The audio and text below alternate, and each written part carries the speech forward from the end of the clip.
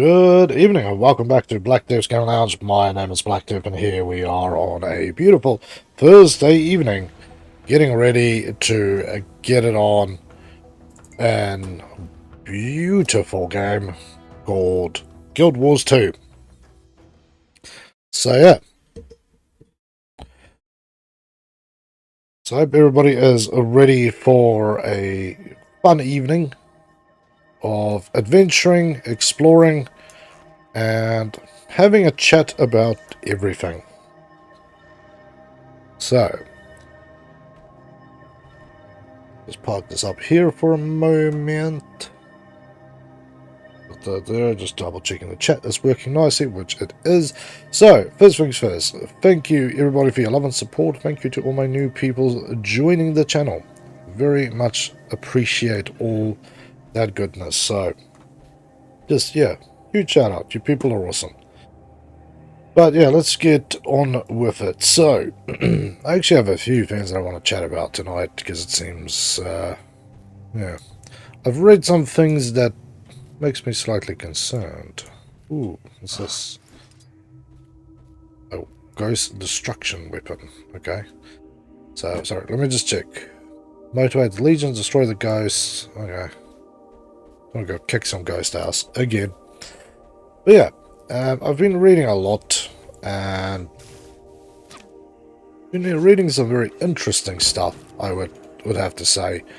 And it's about sort of an article I found, or sort of discussion really, more than an article, about, get up, the whole thing of why do people not like Guild Wars 2? And I'm sort of talking here really from the sense of I suppose a streamer point of view. People are always like, oh yeah, Guild Wars, it's okay, but it's always crap. And I'm like, that's kind of interesting. I thought it was a pretty good game, and I've watched plenty of people stream it, just gameplay, you know. So that's sort of how you always react in your life. Is you see something, and as always, just to flatter people, you do the same thing that you see, and you go, I like A, so I want to do A as well, just because that's obviously what I like. But then you read people's commentary about stuff like the game, and they go, oh, you know, it's so boring, it's so bad, nobody watches stuff like Guild Wars for streams because apparently this stuff is more boring than watching paint dry. So I was thinking to myself, wow, okay. Game is kind of copying a shitty reputation. Yeah, the game's been around forever and a day. That's for sure. But, you know, I personally always liked it. I've never really played hugely far into it, as I've told you guys. And that was more sort of an actual thing down to time more than the game was bad or the community peeved me off, or, you know, some silly reason that people always decide that, hey, playing this game is not worth my time because A, B, and C kind of racked on my nuts, and now I'm all pissy about it. So, I suppose this is a question I have for people. Because they say some things can make the game okay, but in your opinion, your humble opinion, or not so humble opinion, it is your opinion, and we are all entitled to that thing, if it is good and or bad. Earn a hero point. We definitely want to earn a hero point. What would make a stream of Guild Wars 2 absolutely just blow your mind so far out of proportion that you go, I just have to tune in to this thing? Even if it was 7 days a week, I literally could not stop if I tried. That's my real question to people, is what would make this game feel better? Is it the fact that there is an internal infernal grind in this game and people don't really want to see that? Is it that you want a, like, role play of the game? Do you want to go, you know, let's get really into character, let's talk everything about whatever the races that we play as, you know, what would make it for you? Personally, I've got a few thoughts honestly rattling around in my brain about it. I think an actual role play of the thing would be interested. You know, what do we pick up here? Huge hunk of meat. No, thank you. Okay, I think we discovered this, and I think they are going to need us on top there somewhere. So we'll just leave that one. So yeah, to me, I think role-playing this game would be a little more interesting rather than sort of a play-by-play run of what is occurring on the screen right now. Yeah, I don't know. Personally, I think that would be kind of interesting. A lot of stuff out here. Yeah, let's go to this one. Now we'll work our way back down because there is that there.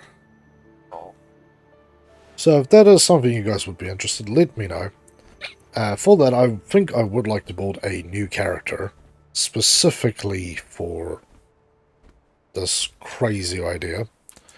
And yeah, so far I've been advised, you know, obviously to look at the Necro as that is sort of the way to go. But if you guys have got something you'd like to see role played, then let me know. Otherwise, I'm gonna put some serious thought and effort into this and come up with something good.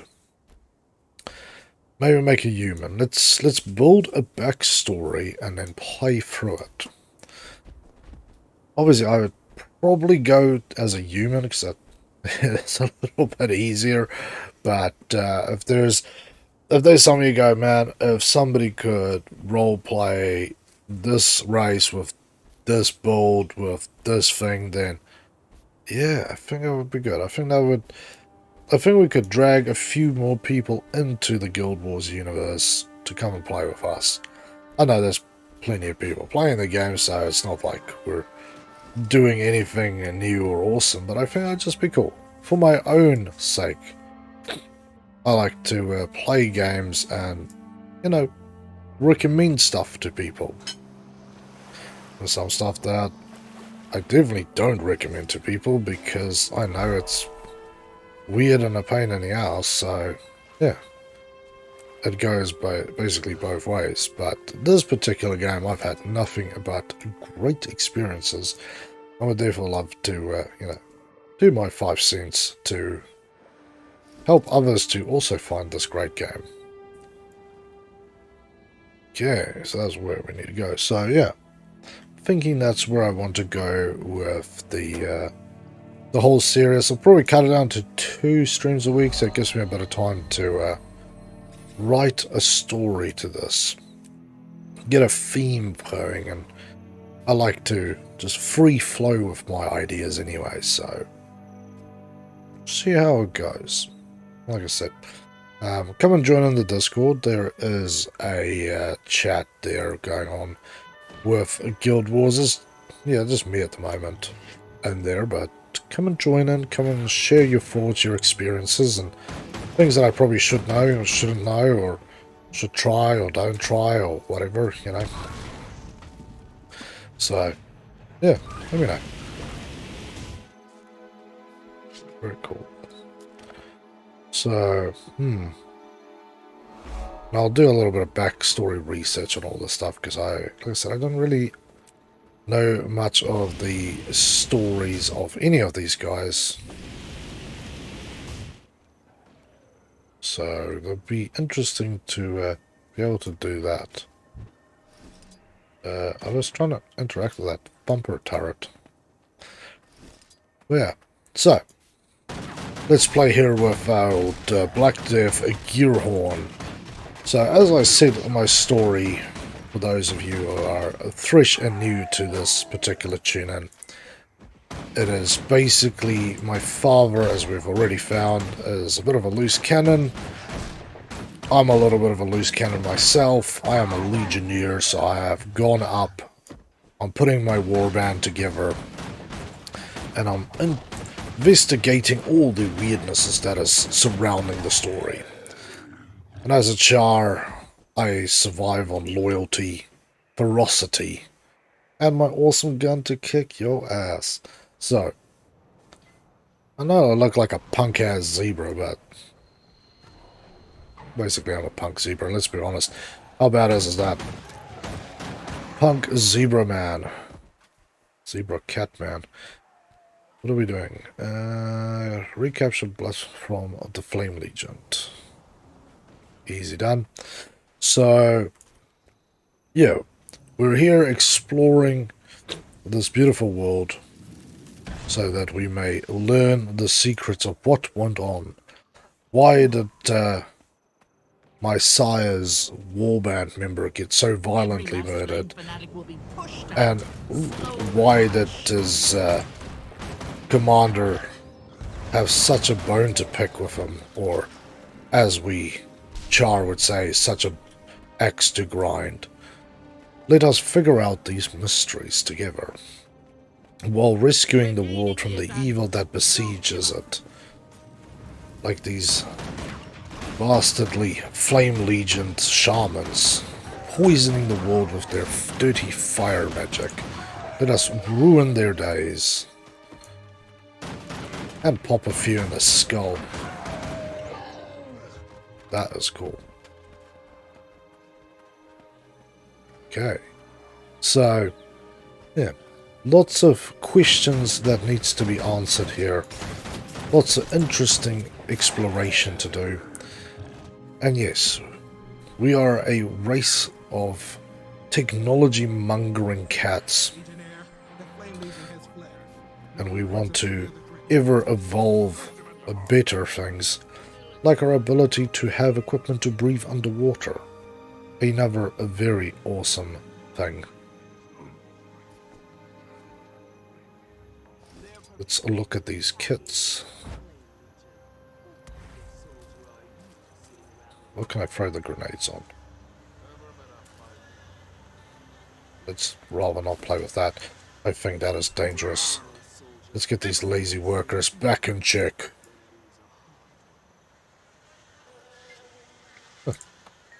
Interesting stuff. So, let's see what magic may be hidden while we explore the stuff. Ah, there is a current event, so let's get into this one. You have a question? Show me what you've got. I want a real challenge. How would you go away from me then? That is good. Eat. So yeah, but yeah, like I said, I'm here as Black Death Gearhorn, also as indicated by my actual horns. I don't know the meaning of I had them installed as a young cub, Maybe I'm getting a bit rusty. as I knew I was always going to be an engineer, Guess I'll have to develop awesome things after all. that will help my warband and help the rest of my pack.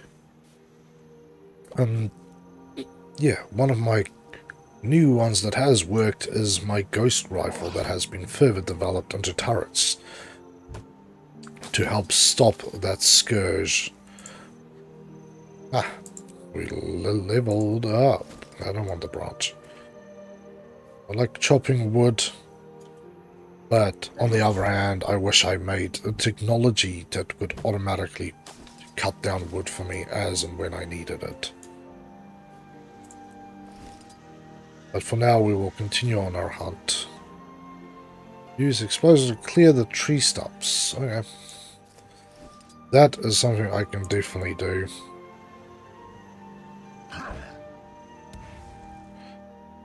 There we go, there's another one there. Tree stump away. I suppose I have to plant this thing here.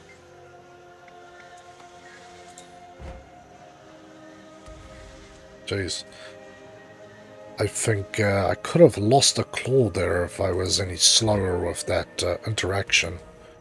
But it's okay. We Chars are strong, not only in mind but in body. Engineered some of the finest armor for my character here. And we are all go or ripping out the enemy's throat, or shooting them at a great distance, or placing down a beautifully engineered turret of many types to help us resolve some of our small issues in life. We also have developed other beautiful things. That is dangerous. That seems even more dangerous. I think I need to develop a wasp netting so I don't get myself destroyed here when those wasps start stinging around. Somebody is going to pay with their life for that one. I just get the feeling somebody is going to pay a steep, steep price for this.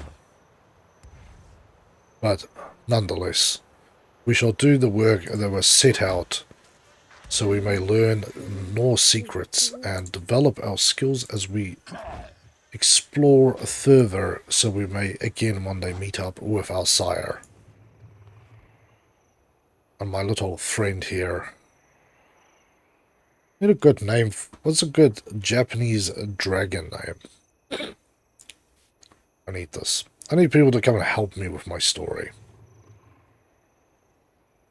I can tell a long story if I have to. Just don't ask me to make names. That is not something I can engineer, unlike my rifles, which is very easy for me to build and maintain. I can build a turret in 3 seconds, but do not ask me to name. We will leave such filthinesses up for the humans to do. Dispose of the wood at the fire pit. A gummo sapling. Lots of beautiful wood around this particular area too to use in firing up the sawmills and continuing the war effort for all of our kind. I think I heard an owl. Oh, interesting. Ah, another day. Chopping wood and burning it for a fire that I will never enjoy. So is life, right? So is life.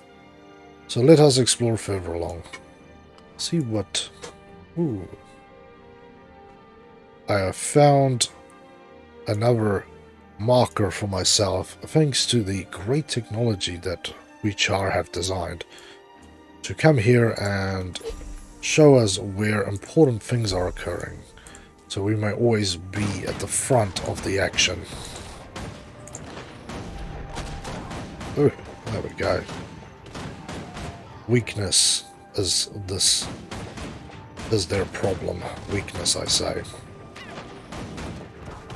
See? Chars who don't believe in technologies are chars who get cut down. Like the firewood in this place. You use your bow and arrow, yet my rifle will not stop firing. You have been out-engineered, sir, and that has now costed you your life. We shall now collect the scrap, because everything beautiful that a Char engineer has starts with scrap. There's a good amount here for me too. I think I can design a new rifle maybe. Maybe a new pistol would be nice. Not 100% sure. But I do know there's a lot of things here that is being particularly savage about being in my way. But as always, life is scrap and scrap is life. But we shall help our fellow man, because we have honor.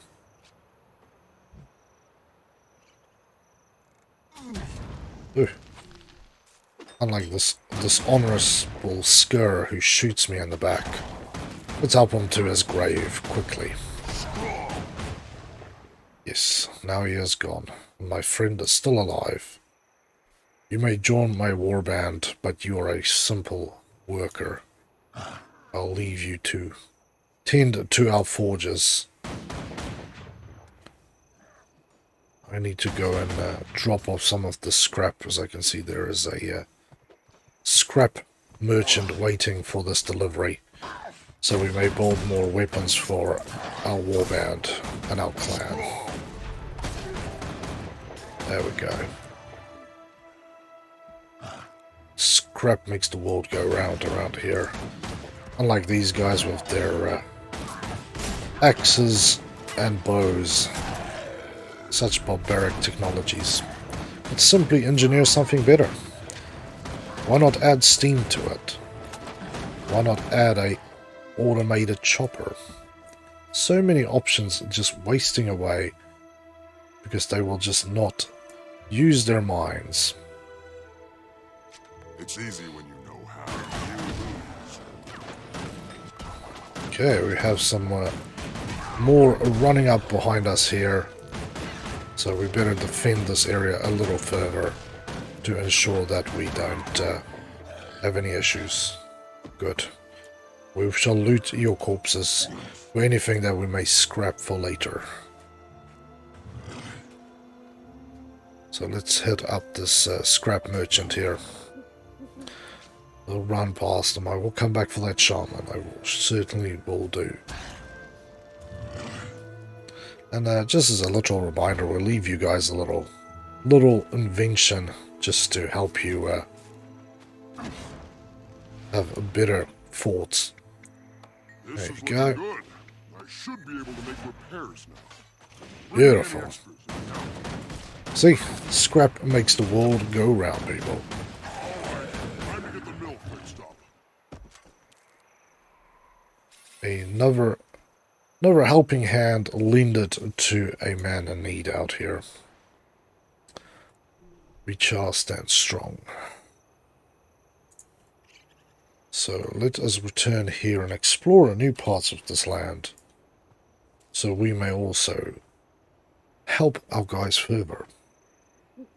But yeah, I was thinking to myself, lonely Char out here, going for his morning jog. What shall we get up to next? There's all sorts of interesting things here that we may be able to get into, so let us do so.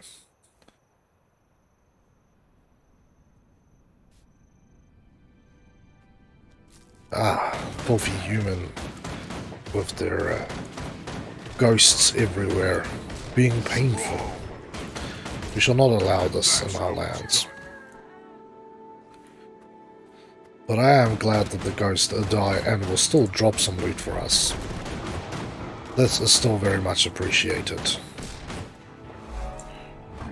Another fine example of engineering. Okay, we're getting toasted here by wolfinesses.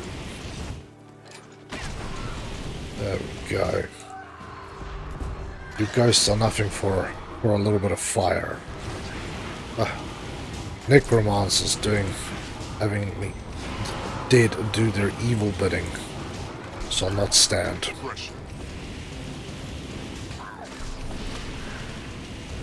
Let's continue to roast a few of these demons. Need to get rid of this filthy cultist and their poisonous ways. There we go. Just as it needs to be done. Hey, we got backpack straps and a tiny crafting bag. The gods have blessed us with more stuff to craft with. It is like engineers' Christmas comes again. Maybe I'll get a better flamethrower. Maybe I'll add an extra flame to it. Yeah, 2 flamethrower. You can never have enough fire on the enemy.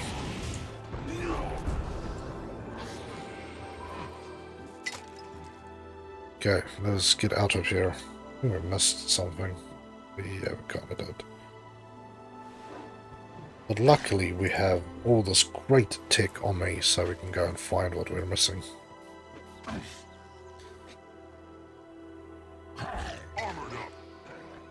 Armored up indeed. And yes, all the great things we have invented also allows us to have a lot of amazing potions that we can craft. So, as a char engineer, I feel that we bring a lot of good not only to our own lives, but to all other char, while striking fear into our enemies' hearts. Ah, some iron. A good way to get ready to craft some more incredible things. Put the stuff away that we can put away. Bean piece. Beautiful. There's a little more power, but precision is down, so we'll just leave that for now. That can go there, and a crafting bag with some awesome materials. And now, time to scrap some stuff, so we may further upgrade ourselves. See, a malaligned steam hammer. Just the type of thing we really do need in this place. Food salvage kit. So there we go. More awesome things in the bag, so we may once again continue on our journey of epic destruction. So if we look at our magical map, we are now heading out this way to go and pick up something interesting here. But yeah, that is enough of that. This should be like the mind of Black Death Gearhorn. What things are we thinking?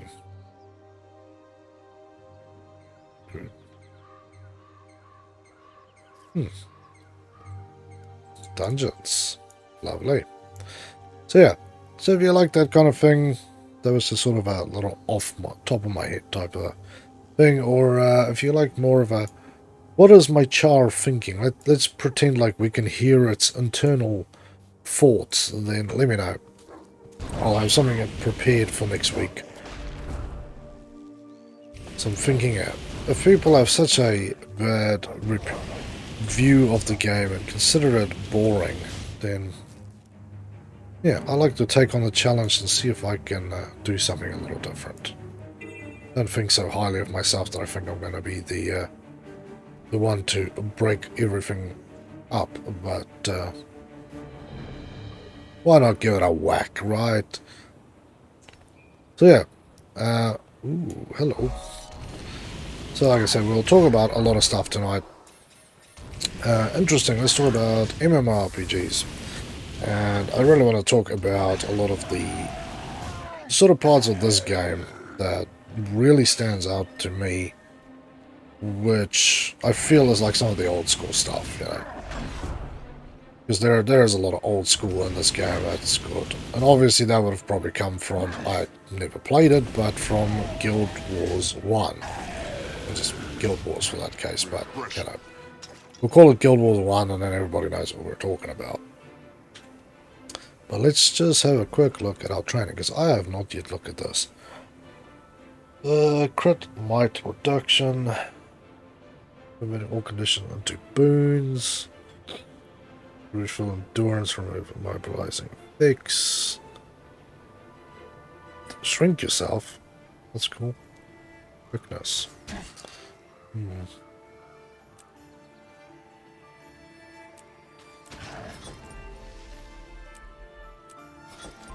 Yeah, I'm just kind of training up in this. I think that kind of works for now.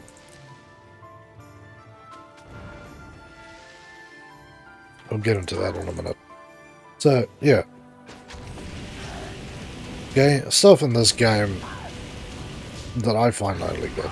Obviously, you still have that sort of old school feel in the games where the world is nicely populated with enemies and things to do, but not so overpopulated by all sorts of stuff. I know it's obviously probably comes down to more of the sort of spec of the hardware that you need to run this equipment on. If you think of the server hosting, you know, that's kind of crazy. But it is good to see a lot of that, because a lot of modern games, they want to cram every nook and corner with all sorts of stuff, you know. Not just appreciate it, hey, how about we just have a desert that's a desert with things wandering within it? You know, why do we need to have a desert that is it's got more population than a large city? I find it, I understand what they're trying to do, don't get me wrong, I appreciate it. But it's just slightly weird if you think about it that way, right? You go, in the real world, if you go out, it's like Australia. A lot of people have some misconception that you go outside and there's like 4 snakes, 5 crocodiles, a dingo fighting a wombat, and a man smoking a crack pipe. Well, there is those things too, but they are not in such high concentration that you're going to be walking into it every 2 seconds. So, why would we want the same thing in the game? Yes, if you have a city, have it overcrowded, have every corner stuffed with goodness and interesting things to do and see and play with. Everything else just kind of, let it be. You know? Doesn't need to be crazy. Or what do you think? What is your opinion? Would you prefer a game like, let's say like Fallout 76, that's much, much smaller and map size, but still heavily dense with all sorts of characters and life and stuff, more than, like this game, where you can go, okay, I can walk for an hour and I'll find like a normal amount of, or what I consider a normal amount of people and stuff, enemies, things to do, events. I feel like these guys are actually doing a lot more, but they found that perfect balance in the game where you have events, you have these little assist, little hard things to come and do. You've got, 100% map completion for people who's really hardcore about 100% completions. And I have friends like that, like people who bought Xboxes because they wanted to have something where it would drive them to go, I've got all the achievements for a game. It's nutty, it really is nutty. Because these people would, if there's 2 or 3 games where you had to play the game straight for like 3 days, and it generally meant you just left your console on, but the old consoles definitely took a wild beating from having it on that long and usually overheated, so you were willing to risk your gaming equipment simply to get that achievement, but you would rather die than not have that achievement. So I feel like that is a thing here for people who want to be completists. But on the other hand, it's not going to force you to do it, and it actually stops you from doing it all in one go as well, if you think about it, because you can't, like, if you're like me, brand new to the game, new account, low level, you don't have the equipment to fly up the side of a building to go and get something, or, have such awesomenesses like that, so you kind of live with what you have and what you get. Have some extra fire, sir. It's a fire sale today. So, I feel this game kind of balanced it out nicely. That you have to come back.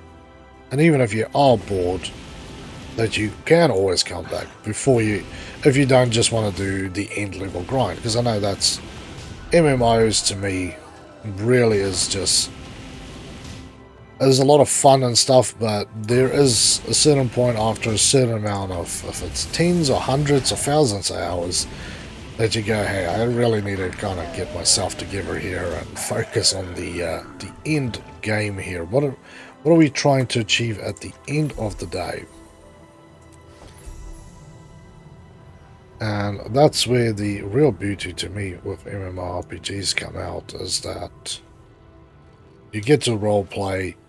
You get to put 1,000 hours in, and then you go, now it's time to get serious about the game. Most games you play for half an hour and you go, okay, that's cool. And then you go, how much further? And you go read, oh, you got a 10-hour campaign, and then you're gone. Over, done. Obviously, these games even have that for people who absolutely must have that with the main stories. And again, this is one of the better main stories I've seen as well.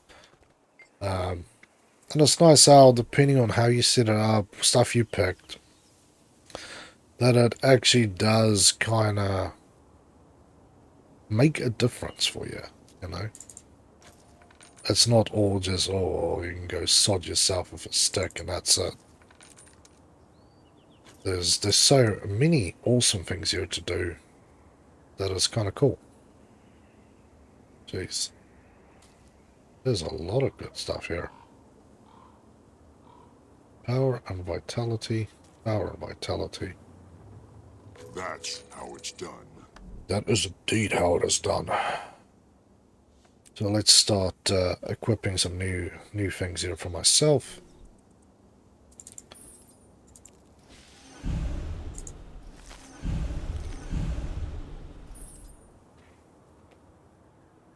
Okay, I think I'm gonna have to look at my hero options because I think this thing is being difficult here for no particularly good reason.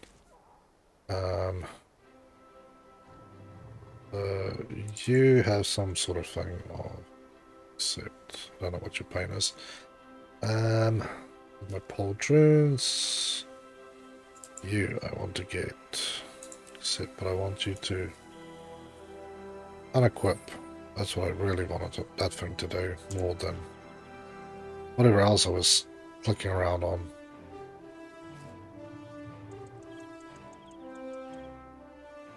Okay, so oh, there you go. That went done. Gives you more healing power, but not what I'm really after, so that's all cool.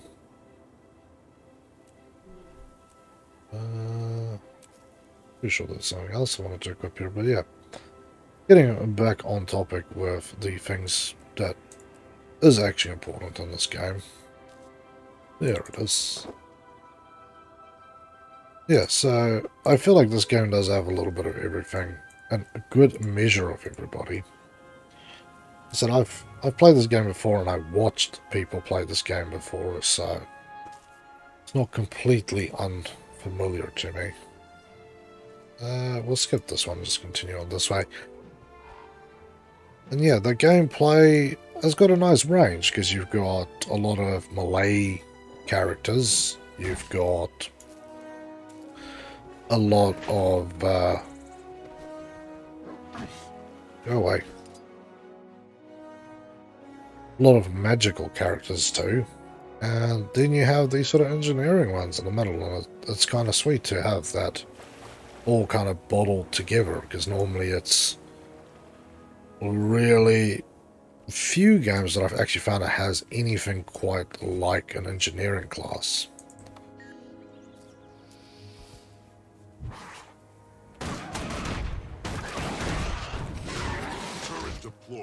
So it is a very interesting concept to actually have guns in your game because most things just didn't really set up their lore to have this sort of stuff. Oh, buy your followers. Oh, that's nice. How about I block you? And so I just want to jump back in here and clear out my on-screen chat so we don't have to see these trash pandas advertising on my channel. Sorry about that. Not they want to advertise on my channel, they can pay like everybody else. Yeah, I think we completed the thing. No, maybe.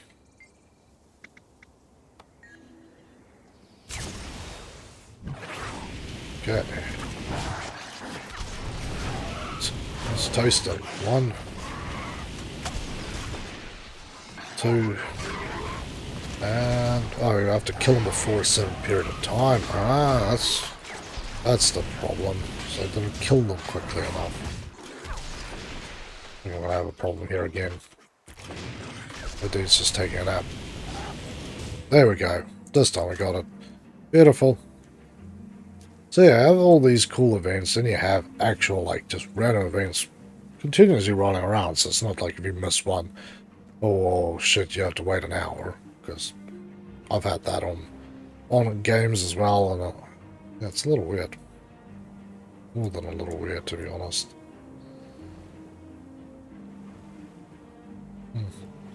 There was a waypoint there that I didn't get to. That's alright. We'll just continue going on this way till we see something of interest. Like fire coming out from under the water. I suppose that's another cool part of this game, is that so many things, water is like old school games where water might as well be lava. But I always remember playing those games, you go out there and you just burn to death, right? You could literally just burn to death. Because the water was insta-death. You touch water, you drown, you die, you're dead, you're gone. Good night. So it's kind of interesting that this game, they actually give you technology that allows it. And there is some amazing underwater scenes. So truly, the people who designed that absolutely love it.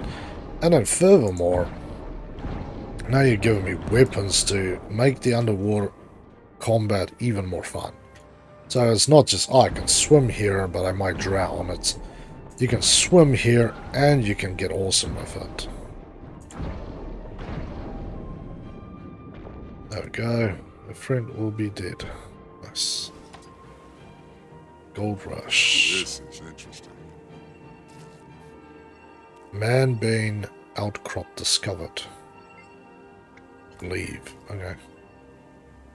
Lion sign told me to kindly piss off, so I shall take the hint and get the hell off.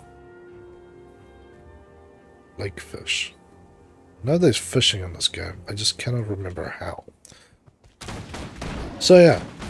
I don't know, again, so many... I like, again, the like, enemy variety. You have so many, like, normal type enemies, as I like to call them, of, you know, forest creatures, bears, wolves, your normal apex predators. Then you got your classic MMO, or like your classic RPG enemies, you know, ghosts, skeletons, demons, harpies. Again, harpies. Listen to me, harpies. What a messed up mind. And messed up mind of the people who design that stuff too, though. Like, I enjoy it. I truly appreciate the art form of developing these things. I personally just find it a little odd. It is an interesting yet weird combination, and some people's harpies are really just not much, but I've seen some horrific harpies in my day, and it just, I don't know, messes you up. Ah, thank you. It is Mata Kumata. Thank you so much. How are you doing this fine Thursday evening, all the way from Brisbane, Australia? It's great to have you here on the Game Lounge. And as always, it's much appreciated when you share such awesome things like, you know, that fishing is a thing, just not a now thing. A much later thing. Ah, cool. So we've got Manbane.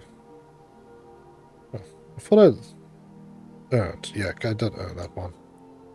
I thought I did. Let's go this way. Let's continue on. And yeah, so, and again, the art style of this game, like I said, harpies. The harpies in this game is pretty good. I like them. They're not too messed up. Some people's harpies, man, has some pure 100% nightmare feel type of crap.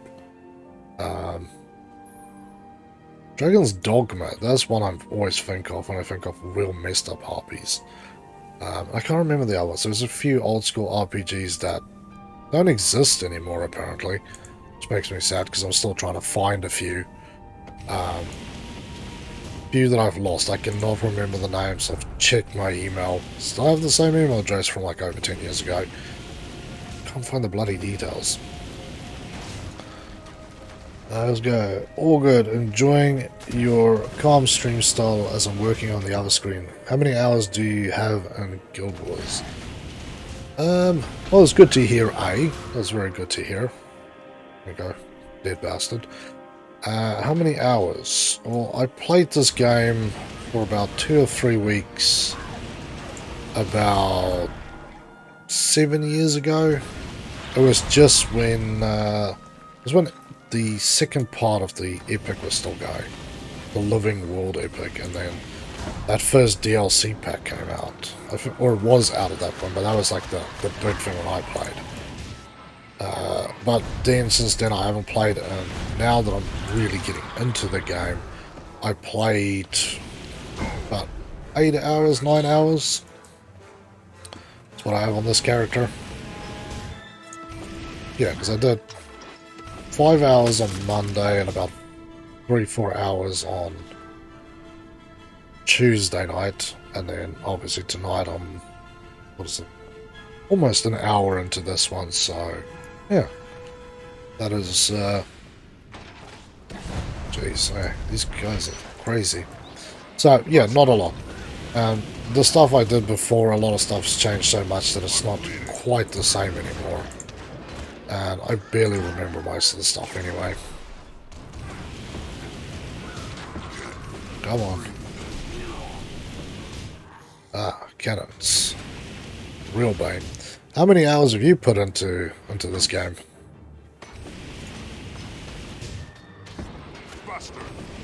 I assume it's going to be quite a few. Ah, I see them. Welcome back to try it out. Yeah, I really had a friend who played this like hardcore. They told me, hey, come and join in. And back then I still got my subscription. I think I paid like $10 for it because it wasn't special. So that was kind of cool. But yeah, that was really as much as I had into the game. Kind of following along, just playing. Ooh. Okay, we need to get out of this battle zone just for a tiny bit. I'll check.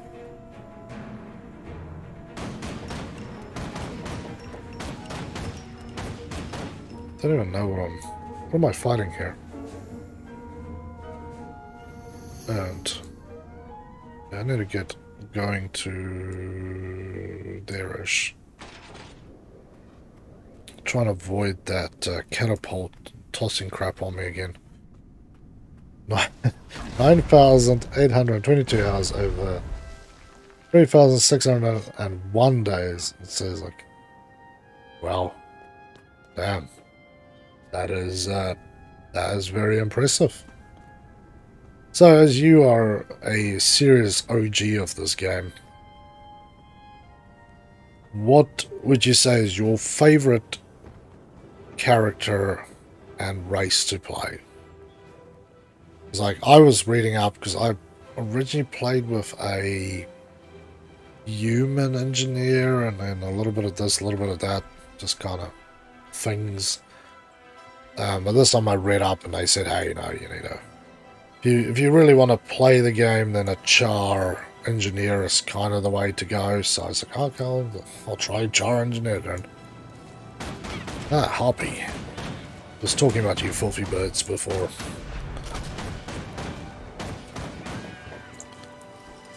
Okay, let's switch out to this. Should be a fun little experiment.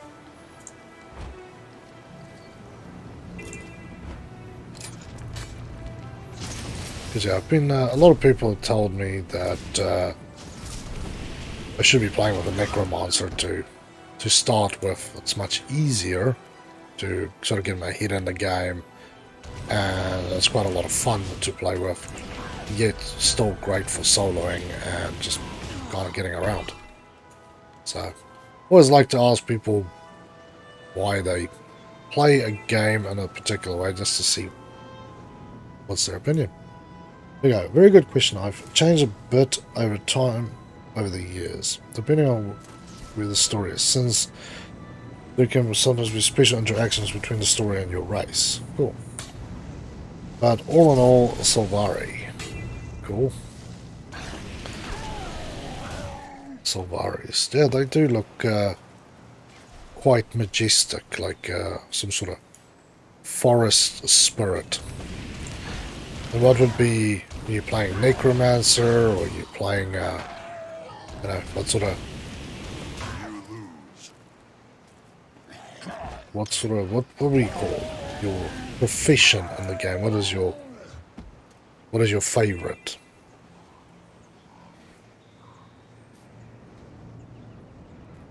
Capture the ranch from the invaders.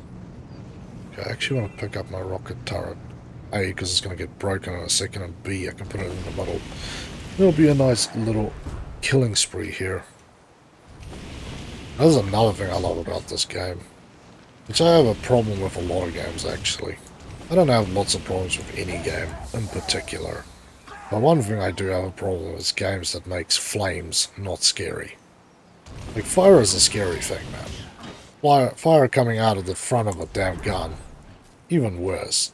But some games, it's like, oh, I got caught on fire. Oh, well. Be sad if I caught on fire. This game, the fire looks dangerous, and it does so much damage. And I'm like, yeah, fire is the way to go. I obviously have been adding a little bit to my conditional damaging. So I've been building that up a little bit. People have been advising that that is a good idea to do so. I've been keeping it in mind when I play.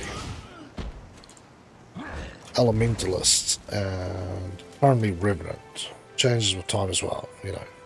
Flavors of the month. Very fair. Anyways, with very much respects, Dire Fire, big ouch. Yeah, I love that. I just, yeah, some games I go, the fire is just not scary, and I'm like, fire is scary. But yeah, it's good to know people sort of change their ideas. Yeah, I suppose the next one I will make is, I was actually thinking about doing it tonight, but I didn't have my head around exactly what I wanted to do. But make a Salvari, or is it Asura? Oh, I know I'm butchering the name. Necromancer. Because yeah, I've spent a fair amount of time going through the Reddits, going through other forums, just sort of seeing what people's thoughts and feelings are. And they seem to like that setup for it, but I suppose, like they always say, it depends on how you want to role-play the game. And yeah, so I thought I'll just stick to this, grind up to a high level, get a better understanding of the game in general, so that it makes it a little bit easier for me to actually build a character and go, okay, like I did earlier, let's role-play this. I suppose, what would it be like for those people who've been on the internet long enough? You've probably heard of Freeman's Mind, made by one of my favorite guys, which is Accursed Farms with Ross, and he did that, and ooh,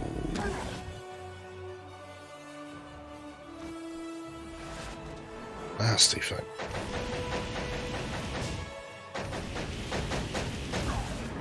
Jeez, let's throw out a turret here. This thing is wild and painful. Put that right underneath you, and get you wolfies to take a little good night hike.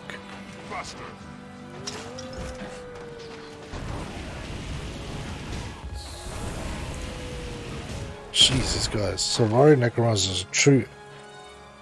Oh, you can create between ideas. Nice. Salvari, okay. Yeah.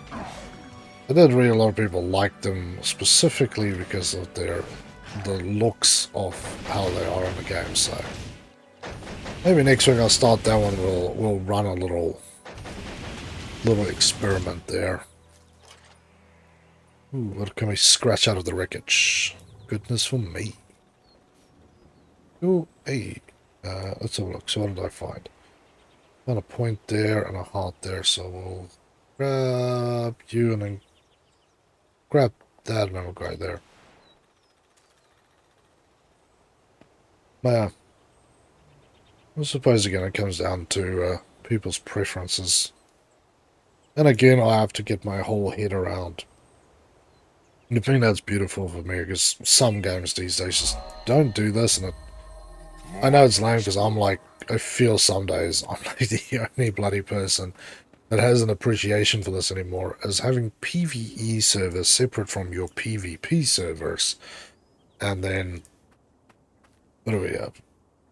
And then you guys are talking about this world versus world stuff, this raids, so yeah, it's truly a lot to come by and go through.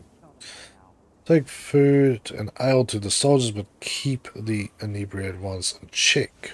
Boost the spirits of the dejected. Okay, so we're just doing a little... Whoa. You two are so puny that if you had cubs together, Come somebody might on. mistake them for human. I do love Just saying. the humor here. You like the frog you are. Come on, buddy. All that fighting. Looks like you got it in. Because I'm fighting, I'm shooting you with a flamethrower, burning you to a crisp.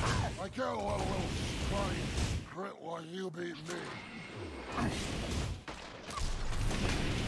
Yeah. Yeah, coming back to the game in general, I'm sitting here thinking about things. Vulnerable. Especially because tomorrow night I'll be playing Repels again. That's a game that I've got a bit of time in. There we go. Nice. But yeah, like I say, the game is nicely populated. They definitely got that right. The events, always something to keep you busy. You can just endlessly wander around and obviously find stuff to do. Okay.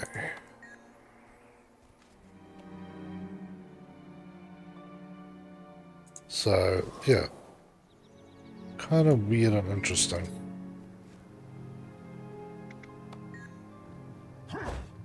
You can whack somebody on the head with it. Legion calls. Go, you get some food for you, sir. Victory at any cost. There's some stuff for you. I do like the whole character interaction that you sort of play with this. What type of MMOs have you played before? Basically anything MMO. I've had a play of it. Not really in recent years so much, unfortunately, because I've been... Until, yeah, a few months ago I was working full-time still and did not have any time for anything other than work. But yeah, I like a little bit of anything, and if you have a particular anything to advise and try, I'll be keen on that too, you know. No, let's go away. That's all good. Bottomless stomach. So, yeah, I've played this sort of stuff. I've played like stuff like Flife. I know Flife is sort of a more popular one. So, there's all that sort of stuff. Looks like it's cooking perfectly. Lovely.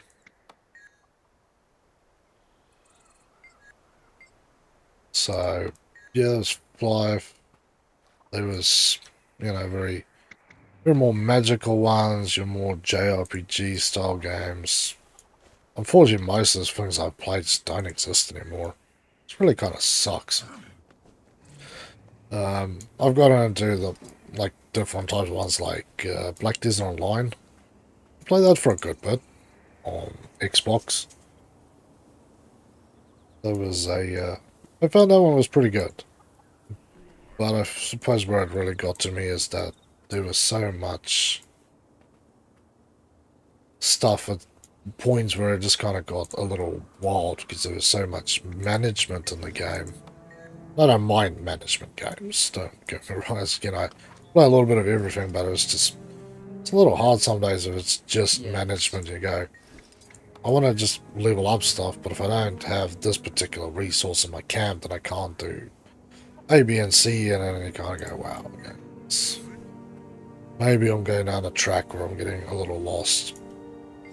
And I did find the game very beautiful, very great, very interesting. I kind of, I don't know. For some reason I just sort of lost my taste for it. Probably will get back to it at some point. I've played racing MMOs. Um, they're always good. Always fun and interesting. I've played text-based MMOs. Need something? I think a lot of times those can actually be really good for just the pure storytelling of everything, and you really have to sort of use your imagination more than, oh look, you've got beautiful graphics to run around with. So, yeah, interesting types of ones. I haven't really been looking at what's coming out and some stuff today. These days I probably won't say too worried about. So, and I suppose really the other stuff that, like what I played before, is like, MMOs like War Thunder and stuff. That's more of a more recent thing for me anyway. And yeah, just kind of more fighterish type of stuff. Also looking forward to 6 Days in Fallujah. Coming out hopefully the end of this year. But yeah, this sort of stuff, yeah, always good. I have wanted to play Albion. I've played it on my phone and I think it was actually quite fun when I did. But I know there's a bit of stuff going on, and obviously one that I would actually really like to get into. Again, it's like this, that old school feel, much more of a grind, sparsely populated, beautiful worlds that you can just kind of get lost in. World of War Thunder. I know this thing is, it's like the game to play. But yeah, I suppose it was always a problem. I didn't have much time. I didn't necessarily want to be paying for a game or a subscription to a game that I could barely play. But I remember I got at one stage over Christmas, I got one of the battle packs at a local game shop for, I don't know, like 70% off or something. So I bought a copy, got my 30 days free, and I quite enjoyed it. So, yeah, always open to stuff. Especially more old stuff that my poor PC can run. I do not have a gaming PC. So, it's even better if I can play it on console, because then I don't have to worry about specs. I'm talking about console stuff I've always played, like Neverwinter. Quite far and never really got into the game. I suppose on console, a lot of the people on there aren't, everybody's just doing kind of their own thing. Unless you specifically find like a group to play with. So, yeah, the community can be a little closed off with their own things that they want to do compared to this, but that's fine. Yeah, no, I like playing a little bit of everything. Everything from MMOs, which I love, shooters, driving games, but when I say driving games, it's a particularly strong point of mine. I just enjoy them. Actually collect Xbox original stuff, just because it sort of captures a childhood. Welcome to Diessa Plateau. Traveling east of the Haven, you'll find a few of our Okay, soldiers I've got one on heart holiday there. celebrating Meattoberfest. It's a Meattoberfest. where you can Damn. eat and drink as much as you want. That sounds like a place I should be. The only downside of the festival is that it makes us regular targets for separatists. The noise also causes us grief with the dredge. They have a large base of operations north of the festival, and if they're not bothering... Okay, thank you, buddy. Save your breath. We'll go that way soon enough. Yeah, so, old games, new games, a little bit of everything. I don't know. I suppose I just find games a very interesting art form, and yet also a very interesting way to capture like a generational thing. There's so much. You can say, oh, you know, like vintage cars, like from the 50s, really captures that era. I feel like games does the same. Especially when I look at like stuff in my own collection from the original Xbox. You know, just the music, the style, the humor, the general interaction of things in the game, and the things going on, you know, stuff that was said or the way stuff was done, or sort of captures the feeling of stuff like a movie, but I suppose just a lot more than a movie. Ah, you dirty mole. Let me just take a hike. There we go. Good boy. So, yeah, I always find it interesting to look at these games, and the more you play, the more interesting things you find, and sometimes you just find something else. Like, I've had people when I used to play Repels who weren't big gaming fans, you know, they play maybe racing game, Call of Duty, some very basic stuff, and stuff like Repels actually dragged them into that game. Some of the people, you know, they're now pretty hardcore on the game, so you sometimes find something that people like that you can kind of share with them and go, hey, you know, try this. Maybe this is something you'd like. Oh yeah, again, I keep going back to this point and talking about this game, about it, how it looks and stuff, but then you get to this environmental thing as well, and they've really done crazy good jobs, because I've seen most of the map, the original map anyway, and yeah, just you go from like this plains area, sort of a swampy thing going on there, more this side really, then this really hardcore mech, everything steel, iron, crafted, and you go out here and you can sort of go into the snowy mountain tops, obviously until you go into the actual snow. There's so many cool places. It really does make the game amazing for the fact that if you, because I know some people that I know, like they play a specific game because they like a specific something. Like some people, me included, love games with deserts. Like a good desert for me is gold. That is what makes my life a better place. So I know this thing has some of that too, so that's cool. But yeah, you can really go, hey, you know, play this game with me. It's obviously even better if it's free. But then, yeah, you just have options to recommend stuff.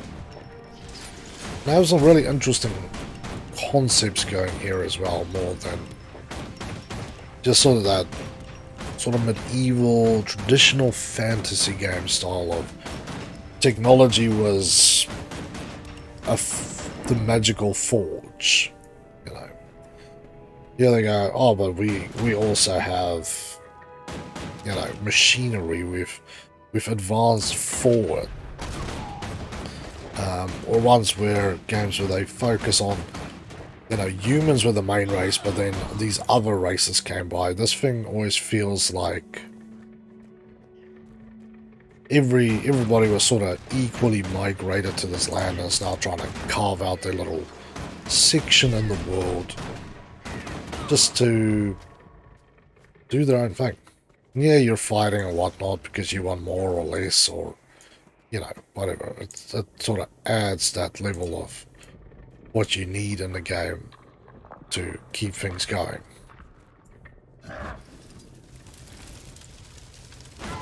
Hey. Nope.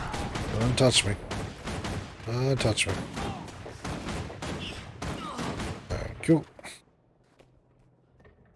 Back to my flamer.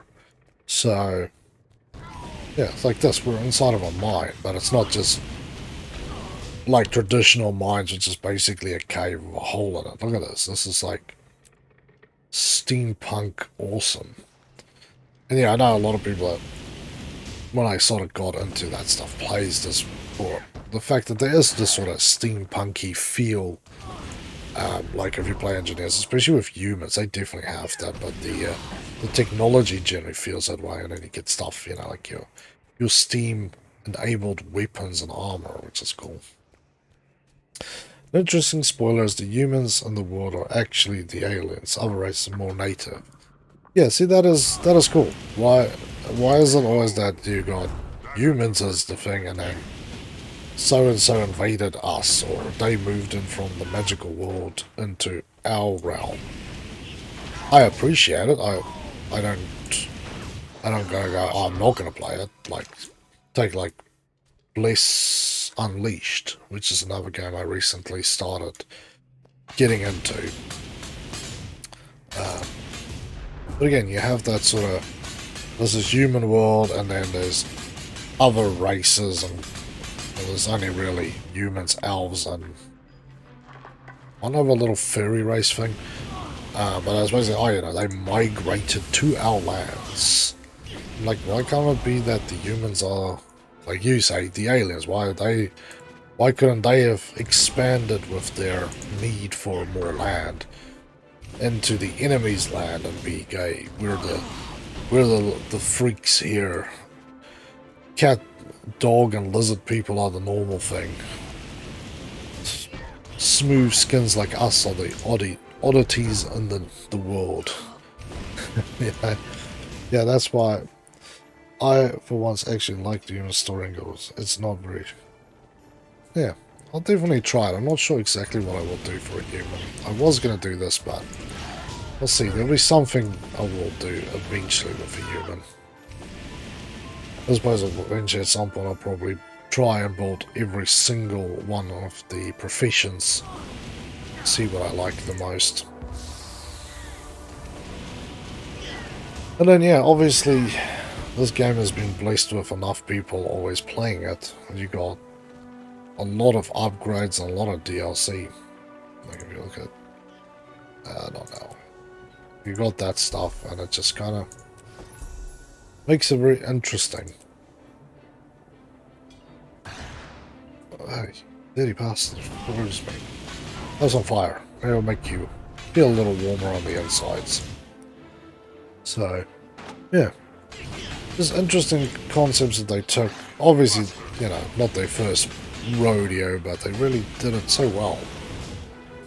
Where I feel so many games just... You know. And it's kind of nice to go, there isn't your sort of classical Viking looking dude, then there's your big, you know, your small, skinny thief, archer, assassin type thing. Even though there is assassin and there is all those things in here, it's just done in such a nice way. And one thing I do appreciate about this game is if you really go, look, I want to play engineer, but I want to play a human engineer because I don't like the look of a char. And you go, do it then, you know.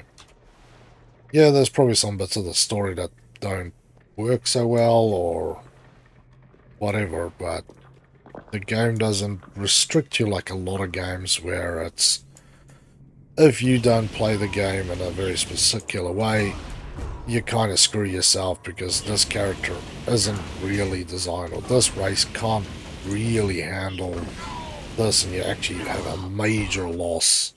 With this, you go, okay, I'm going to have maybe no loss, some loss, but it's never, oh, I wish I could, but my character is basically going to be weak, unplayable, and will just be a little role-playing sideshow till I want to get serious about the game and then follow the pre-prescribed things. But then I've also read a few other things that makes me very happy for, like somebody like me who's just don't have the hours in the game yet to really know a hole in the ground for my asshole. There's, you know, later on how to build your character. Man, I've read a lot of stuff like this. Pre-builds to help you. Sort of help you specialize in the right way. But then again, like somebody told me the other night, I was asking about my hero points, is do I need to, go and research how I want to build my character and then start investing in that early so that I can get this done? And it's like, no. The game is happy for you to play the game, and weirdly enough, I say this, I will explain it shortly, so you can enjoy it. Because I swear some games they do not want you to enjoy the game the way you want to enjoy it. You can do your own thing, yeah, but they'll go, this is how we built the game and this is how we envisioned it to work. And unless you follow this extremely prescribed way of doing it, then you're not getting nothing. I'm good. I'm good too. Oh, Lapis. So vitality, toughness, power, ferocity, healing. I'll go with green. I like green. I don't know. This is a really bad way to pick that thing, but I have no other way to pick better. So just around. I suppose we'll go this way too. So yeah, I appreciate that the game gives you enough points to really let you feel and sniff and do all sorts of stuff in the game till you go, okay, this is how I want to build my character, or actually I have no preconceived notion of what I want to do, so give me a pre-build. And I think that really supports a healthy player base who then goes, look, the game kind of likes me, kind of loves me, and kind of wants to help me. Other games are like, oh, you want to do that, but that's kind of an in-game thing. Don't get me wrong, I like these games too. I'm just saying this. This is sort of a great example of what a game should do. But you go, okay, I want to do this, this is how the in-game stuff works, and then the game turns around and goes, no. You need to do A, B, and C, but because you already spent your points, you can't do it. We won't let you respec, or you can buy for a respec. You go, but how am I supposed to enjoy the game? I don't want to build the same, I don't want to build my engineer 6 times over simply so I can figure out how to play this one thing. Holy crap. I was not expecting that. I'm not going to lie. I was not expecting that. That's a big bastard too.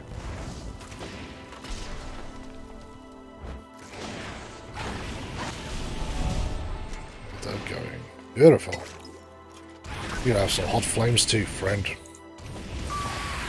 So yeah, I do feel like it actually supports a much healthier player base when you don't hate your players or go, oh, it's nice that you tried to do that, but you really kind of screwed up.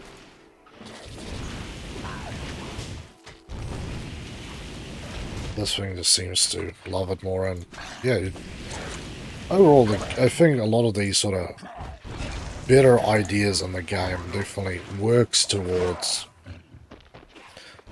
a much friendlier and happier gaming community, because everybody I've ran into in this game has either helped me out a crap load or just be nice. So many games you play and people are just assholes. Like, you go, hey, I'm new, help me. They go, oh, well, you should just go and read all the stuff to figure it out. And you go, why? Why can't you just help me, teach me? I'm playing the game you love. Isn't it cool to help new people? I know when I was playing Repels and stuff, and even now if I ever had to play with somebody, I'd always be more than willing to help somebody out. But I suppose some people just don't have that that idea in their head when it comes to these things, so fair enough.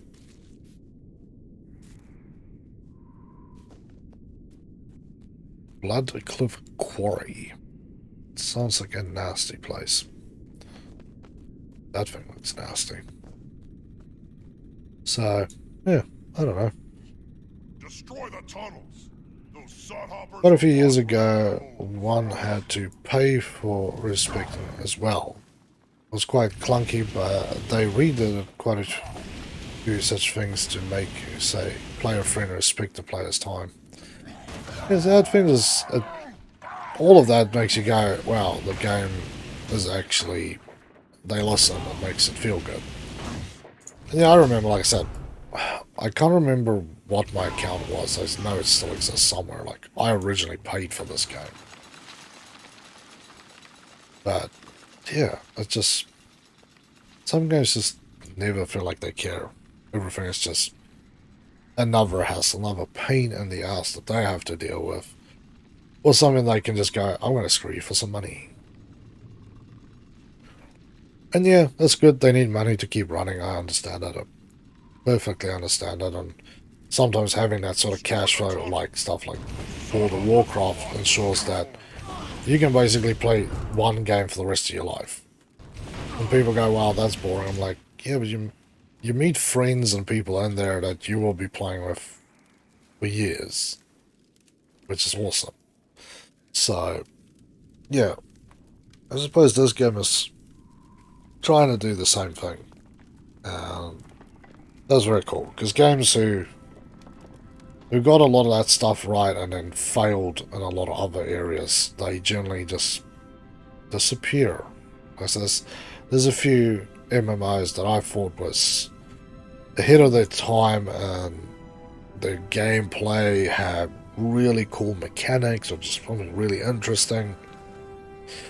Put the game together in a new, awesome way, and then, you know, you stop playing it for a bit because whatever reason, and then you come back to it and then you're like, what happened to this game? And then I go, oh, it just disappeared. You go, huh? And it's usually, oh, people stopped playing it. The community was just upset with the game. So, very cool that they've done. They listen. Like I said, you can't really get bored of the game from an aspect, or a visual aspect, because you've got, you want to just see snow, you just go play in the snow. You just want to see something else, you just play there. But again, like I said, this beautiful, large gameplay. That's everywhere. Awesome places to discover. I love it. Like, I'd much rather have this where it's just large openness, a lot of emptiness too, rather than, like, again, stuff like Fallout 76. And I've put a lot of hours into that game too, because it was great fun, and I could play it with other people, and it was enjoyable. But man, when on a daily basis playing the game, like just say grinding your dailies, you have to go through the same place 50 times, you kind of go, I really wish there was something new to do.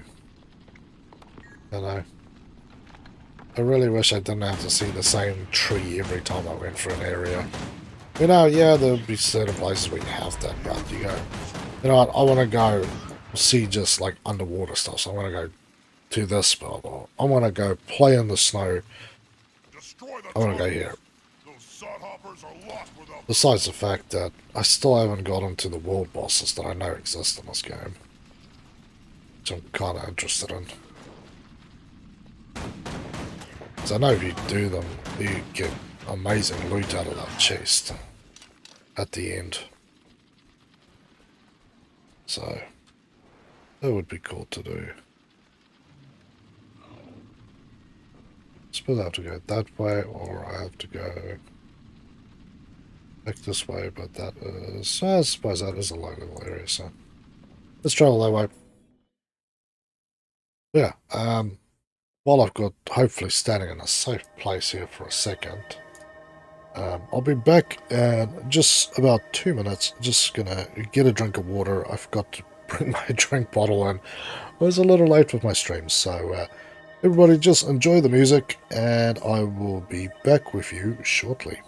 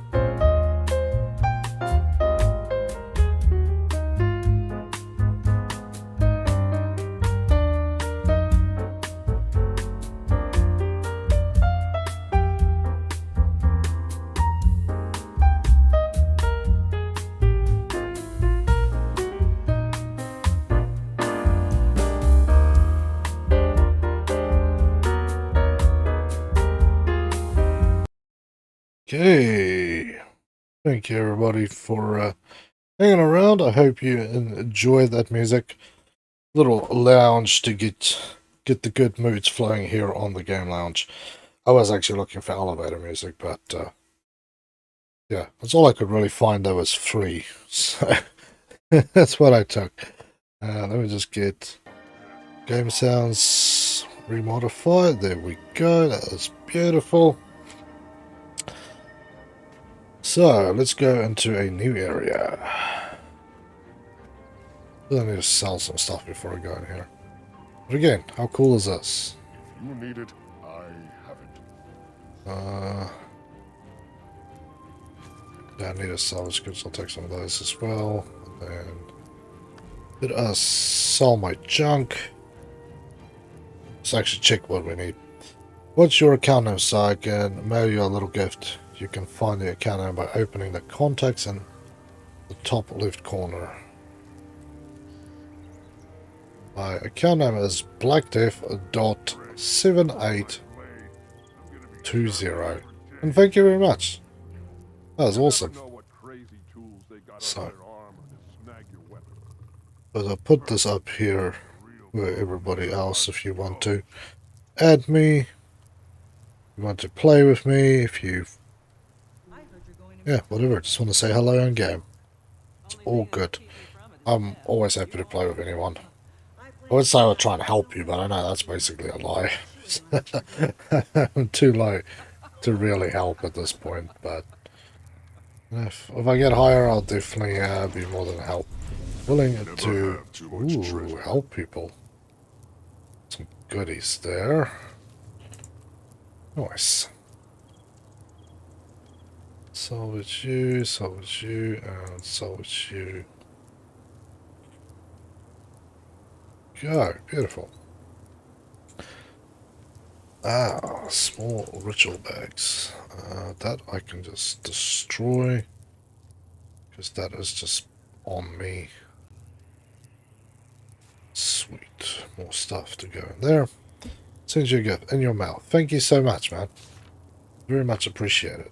Oh, sir. A true gentleman. Thank you so much. That is very much appreciated for you sending me 2 awesome bags. Oh, yeah. There we go. Look at that.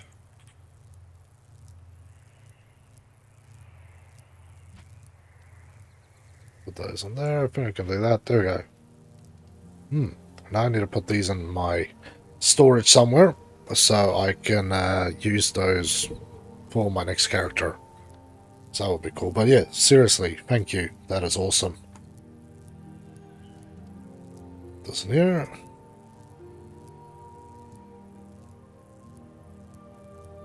Yeah, I got those from... I found Farnos when I started playing. I ran into a Farnos dude floating around and then he gave that to me, so that was cool. That was very cool. Wow, thank you so much. Yeah, let's just sell some more stuff. Okay, no, I'm not selling that to you. You can go jump off a bridge if you think I'm going to give you that. Honor Snow Leopard and be free. Ah, here we go. Snow leopard, eh? How about some fire? You're welcome. I can always be a bit tricky in the beginning. Ooh. Yeah, this kind of getting that stuck in that bag thing. But yeah, again, thank you to some people telling me to. There's a way to now just click a button and pull everything into inventory. That makes things a lot easier too. So I think when I played originally, that wasn't a thing. I don't think it was a thing.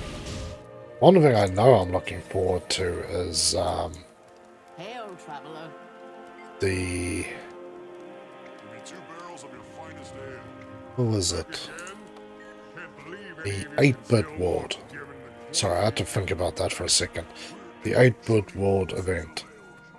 Well, that was the best thing ever. Especially playing it on like epic levels. That was nutty. That was truly crazy and nutty. But again, it was so cool that it was something so different that other games just don't have. A lot of games just seem to, with their events, just, I don't know, want to be a little free and think a little crazy about it. Interact with the calf to capture it and defend captured calves from predators. So here we go. You want to see snowy tundras with, I was going to say yaks. There's even baby ones. I want one as a mini. That would be a cool mini to have. I don't even want to look into the minis because I know there's like an absolute huge amount of minis.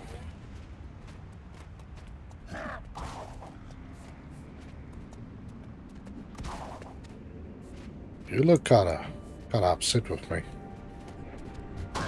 Oof. Yeah, okay, you really do not feel like me being around here. That's right, have a turret. Maybe I'll help you.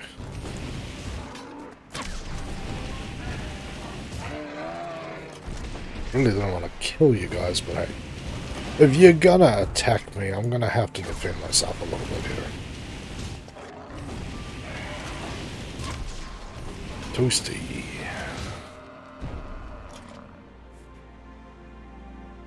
Strong iron rifle. Very cool.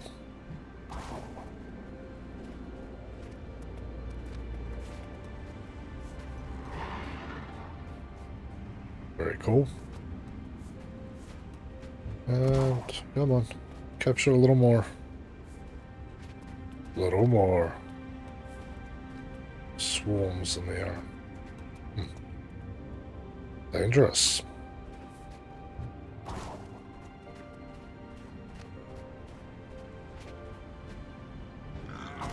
Yeah, okay, I saw you coming. I saw you being angry. Jeez.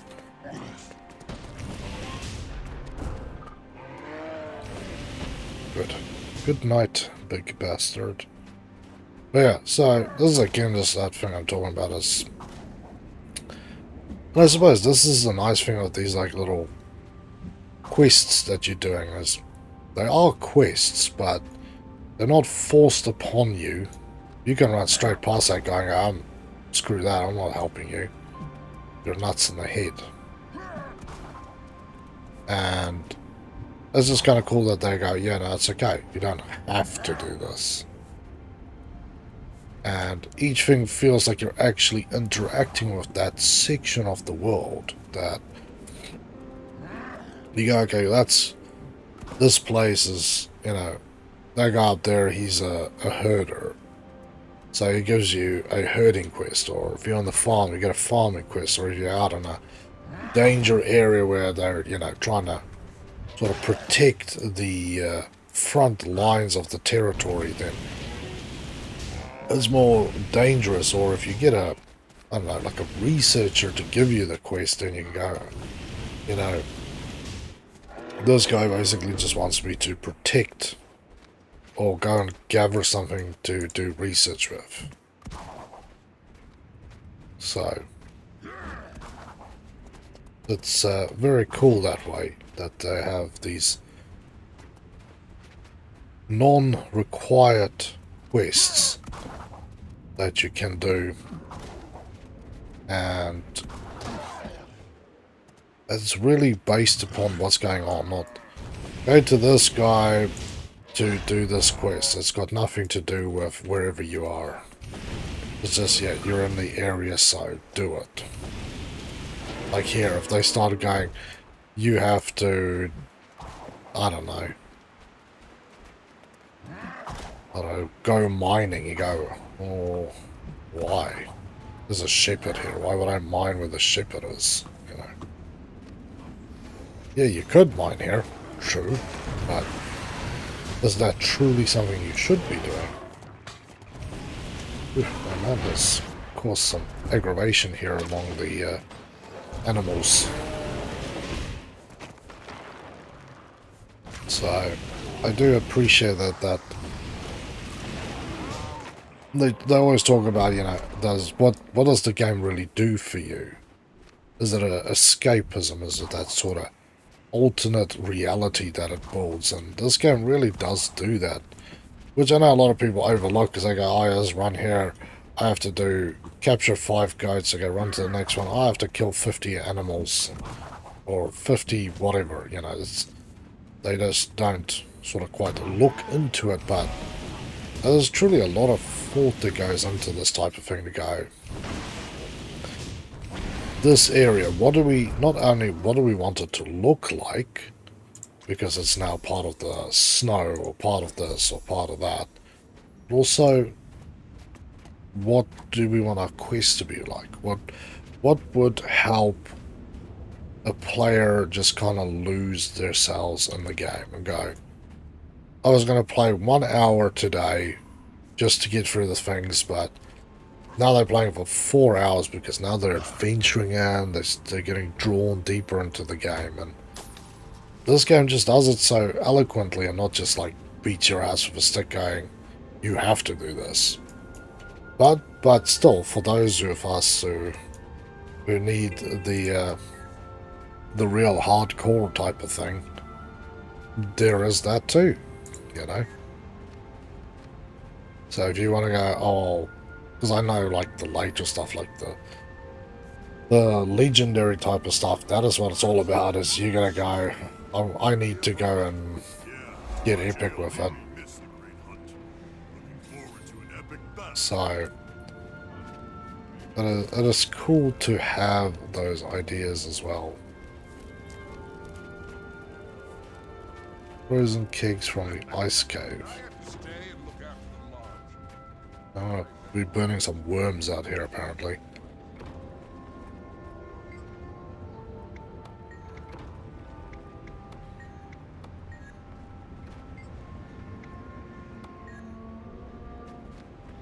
Cheers, my friend.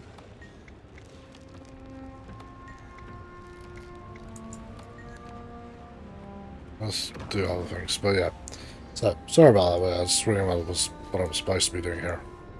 Other than burning worms. Dirty worms. So, yeah, it's really nice that the game really thought about these things and said, let's develop this area. We're saying this is a area of mining. So let's do some mining style quests here. But not just the same, boring thing. Let's actually make it interesting. Let's make it of such a thought pattern that people go, wow, I want to really get into that. I really want to see what's in there. What is behind that corner? What is this part of the kingdom? What is going on here? And how do I interact with all of this? What is my character's role in this place? Because so often it's just whatever, screw off.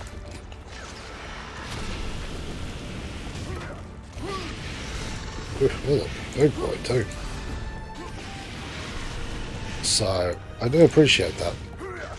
Then you get all the different weapons.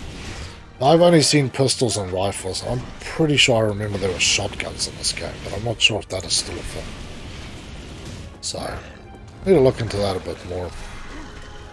But, again, it is cool that you do get stuff, and that there is so much to sort of play with and get around. And it just helps you really get into the world, get lost. I can role play this game because it's... There's enough in the world to do it with. It's maybe not as lore heavy as something like, I don't know, Elder Scrolls, but yeah. It is kind of crazy. Oh, bad worm. Wow, this thing is a real pain, isn't it? Only rivals bizarre.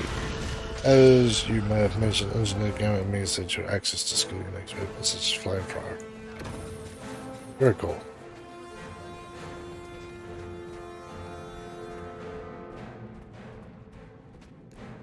Okay, frozen kegs are in here.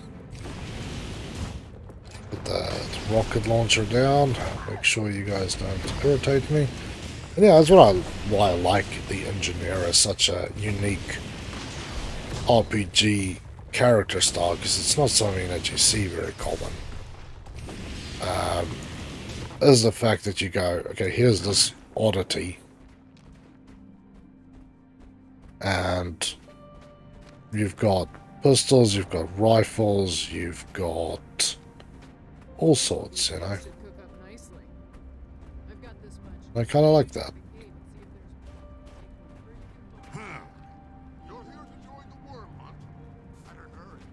Yeah, no, I don't know. That's not what I want to do. So, yeah, it's just and then again, if you get, bored of one thing, you go, okay, I want to have more turrets, or, oh, I don't want turrets anymore, I'll just play with whatever. I want to go and get grenades. Okay, I'll just do grenades then. Or, screw that, I'm gonna do whatever. There's just so many awesome things that really comes into its own to kind of drag you in. Because I feel sometimes like the standard melee and magical types just kind of gets a little boring. Like, it's great games, like, don't get me wrong. I love a good mage as much as anybody else. But sometimes you just want a little something different from your game, and it's kind of nice. The Bremen tool. So, very interesting.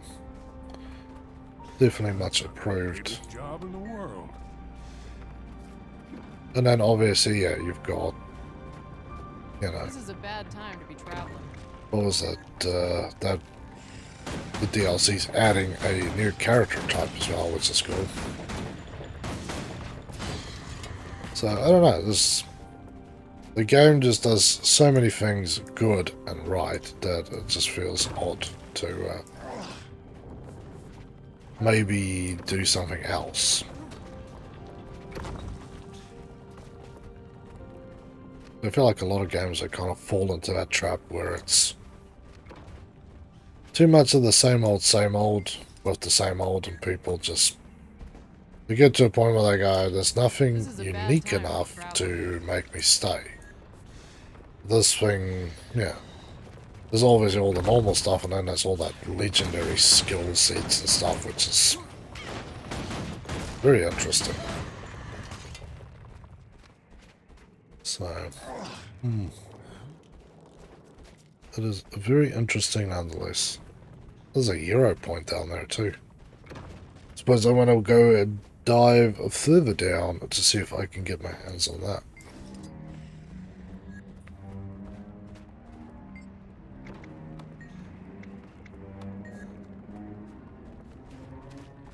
Oh, I remember there was an old Xbox game called More. That was a fun one to play, wasn't it? Yeah, I think you guys are a little cold down here. Let me light up your life. Ooh. Seriously strong worms down here. Probably should not get trapped there. Not good.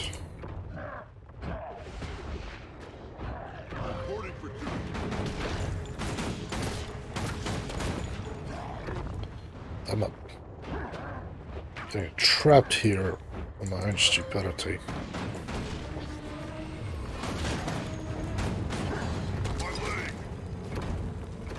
Keep doing bleeding damage. These dots are kind of driving me crazy.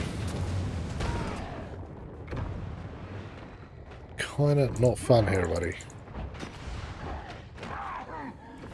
Damn it.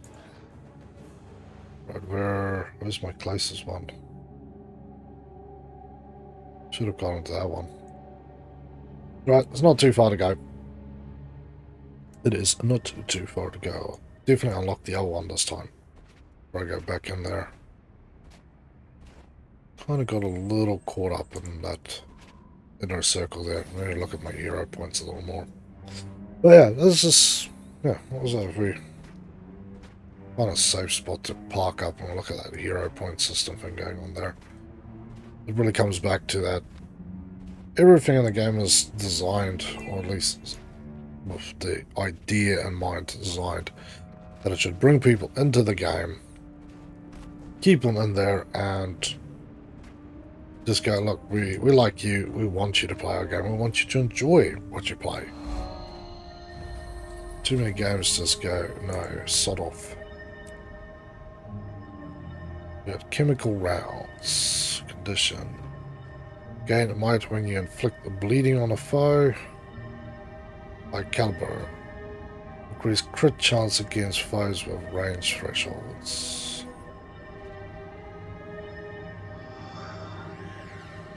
This one is pinpoint distribution. While you're in combat, grant yourself and others. Okay, that's cool. Thermal vision gain. Increase your outgoing conditional damage when you inflict burning. No scope. Triggers special range. Okay, I need to train that up more before I can really get into that one, apparently. Rocket turrets. Kit. Elixir gun. Let's get the elixir gun. Let's see what this is all about.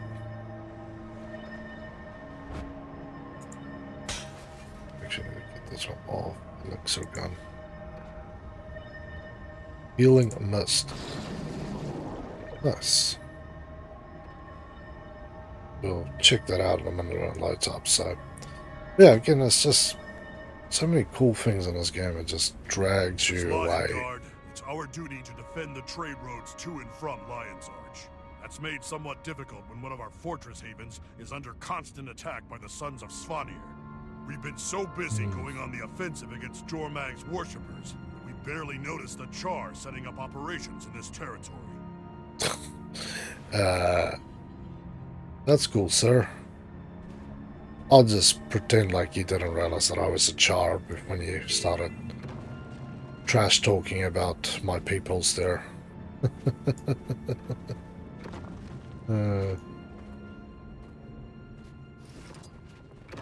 Okay, trank dot. This might get interesting. I see you. I just don't want to deal with you. So yeah.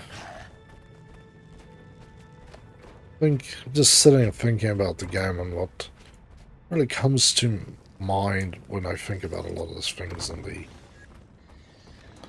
things I enjoy, the things I can't say anything I don't enjoy, because I'll just be a lie. I do enjoy most of this game, and I haven't played enough to really have a strong opinion about most other things, to be honest. Glob shot. That seems nasty. So, yeah. I do like how most of these characters, from what I've read, everybody has a little bit of ranged attack, a little bit of, you know, AoEs, so... I don't know, the game just feels like it gives you a lot of freedom, like it doesn't tie you too heavily into anything. Like, yeah, you can specialize in this, but we're not gonna... If you want to do something different with it, we're not gonna murder you for it.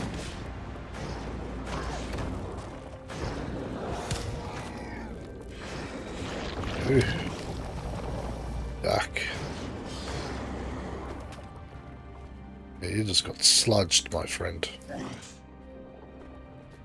Yuck.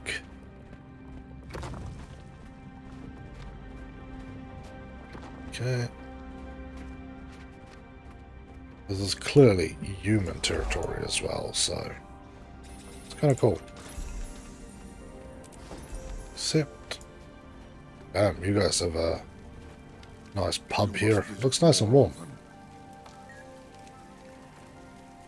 Worm hunting souvenir. Additional damage. Wow, that over the power would actually be really nice. I want to do that. Like this, sell all the junk items out. Dismissed.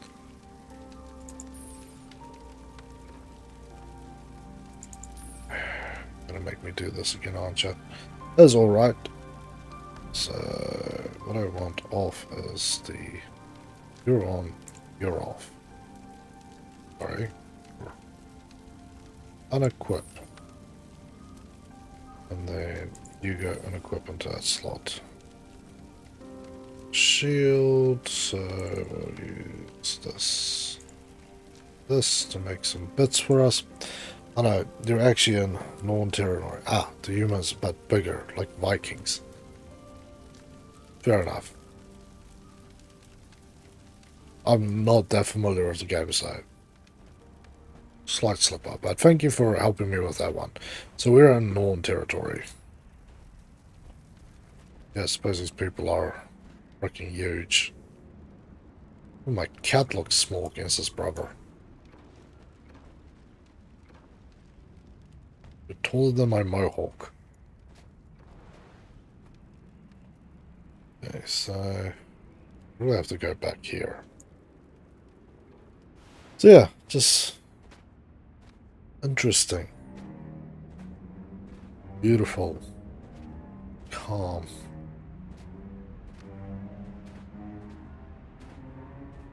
But yeah, I suppose the other thing here with the engineers that I like is that it's kind of a mix of everything.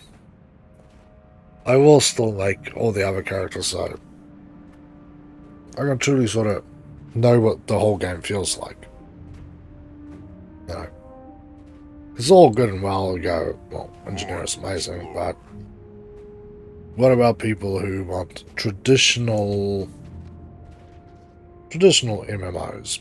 You go, like you said, the Norns are more like Vikings. Peppercorn.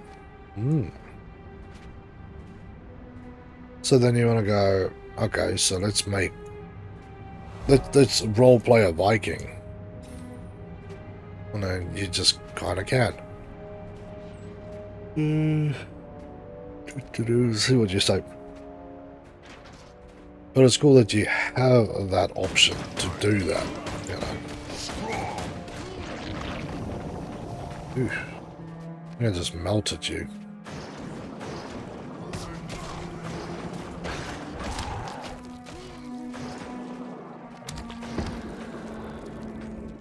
So, because yeah, now I need to do a full magic character as well. So I can really go, what is that classic, how's the classic sort of stuff? How's that stack up? Is it good? Is it bad? Is it just so-so?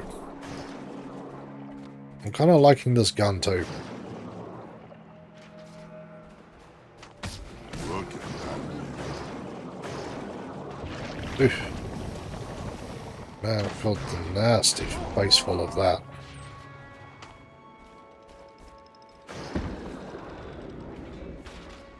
Yeah, that's nice. I just sit in here. So, yeah. I think they'll do everything good. You know, like I said, Necromancer they seem to be saying is that sort of easier playstyle, so definitely would indicate that a lot of this stuff would give you that magic is actually very useful and helpful and good.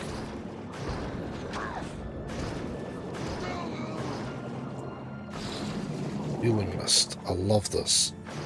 Actually feeling this this particular gun is actually better than the other one, Flamethrower.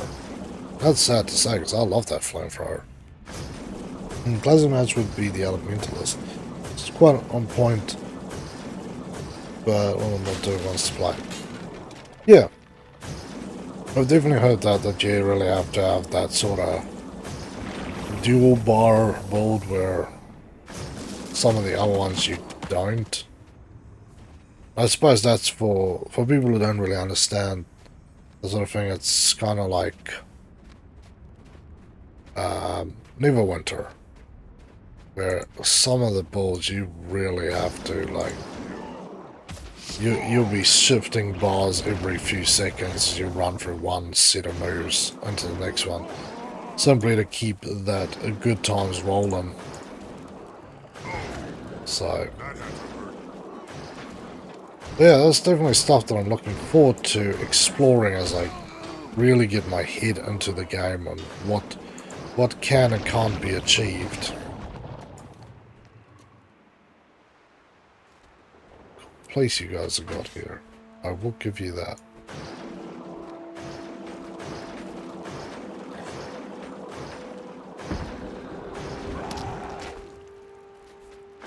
You're a little too close, buddy.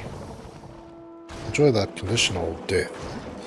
People usually compare it to playing piano. This is very busy. Yeah, and I suppose that is again that whole thing that some people want that.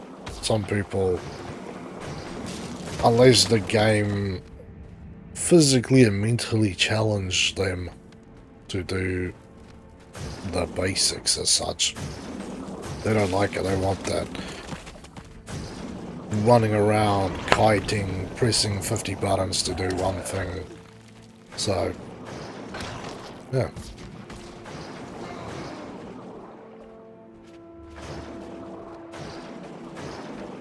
Very interesting, very cool. I'm just looking at the design of this snow area, and it's really... Yeah, you can definitely feel these Norn guys are definitely got that classic Viking vibe going. The huts, cold damage, the names. Love it. It brings like a sort of a familiar feel to the game. And there's really no familiar feeling going on here. But I would do recommend the Necromancer Mage, but a bit more survival and focus more on conditional damage than direct damage. That sounds cool. I think next time I will have something in place. So Probably a Silvari one. That seems to be what people would recommend, so I think I'll do that. Because I can't have another character on my account as it is.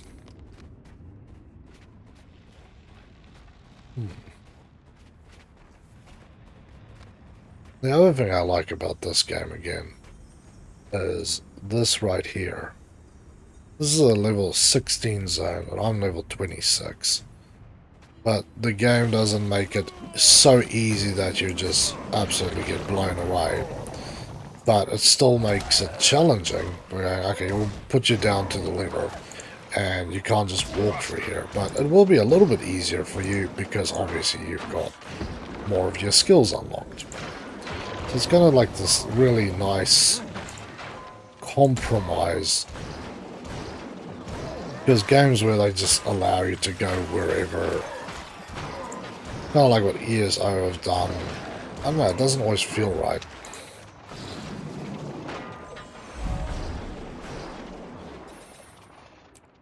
Good. Done. I think that's all that was, really.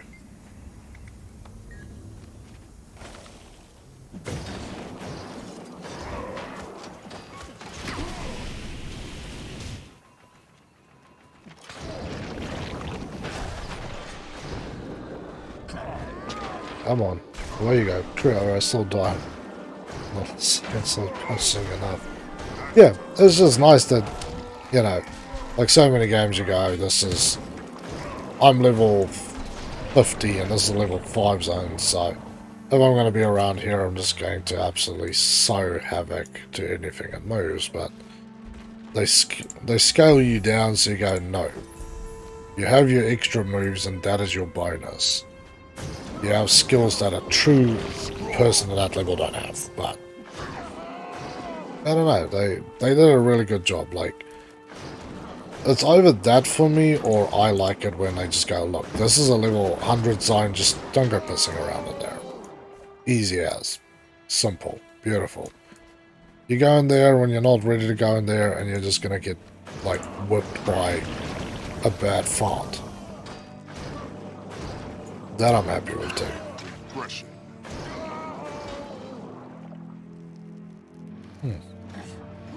What I unlocked that. Go and try it again. So yeah.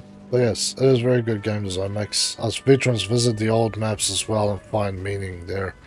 Exactly, because if everything was just, you know, you can get through there easily, then you get, yeah. That area is cool, but I never have to go there again because it's too low and there's nothing left for me there, so what is truly the point?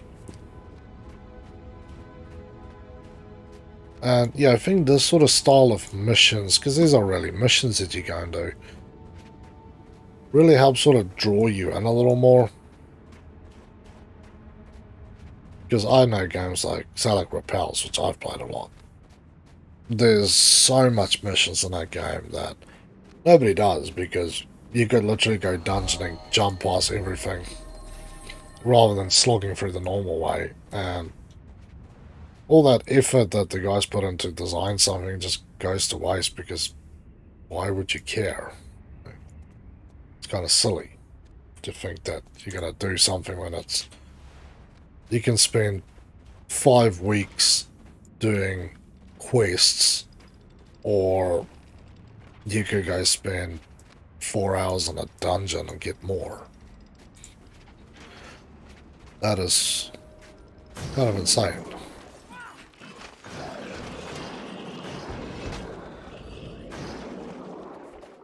There you go, buddy.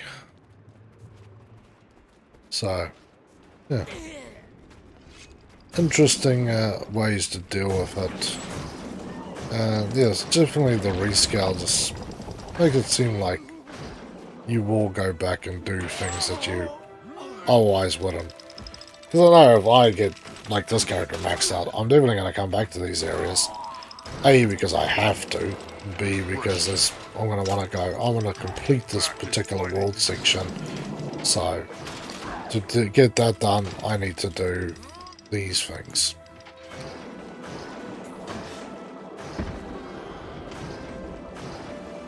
Okay, shoot that guy, buddy. That guy. There we go. Lob up the gun. Send a rocket his way too.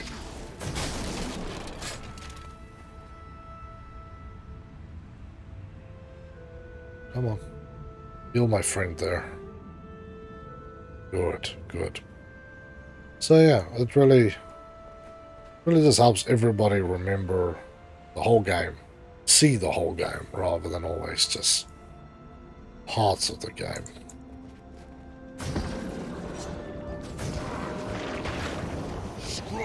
Yuck. But yeah, definitely I'll try some magic just so I can tell people. I really want to play with magic again. Like I usually when I play games, I make some sort of really tanky character, a full-out mage type of thing. And then I usually find something in the middle, depending on how the game plays, that is pretty good on the damage, yet can withstand a bit of pain. And it also seems a lot like, from what everybody, including you, have described to me, as what the whole point is of stuff like the Necromancer. So that's very cool.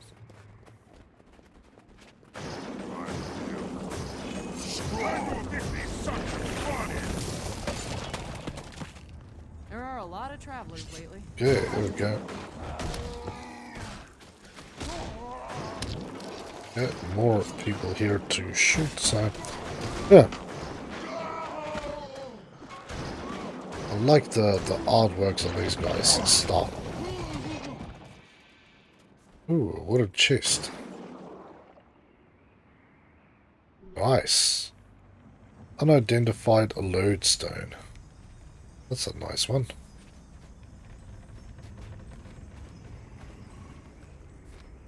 See where the rest of these guys are trying to go.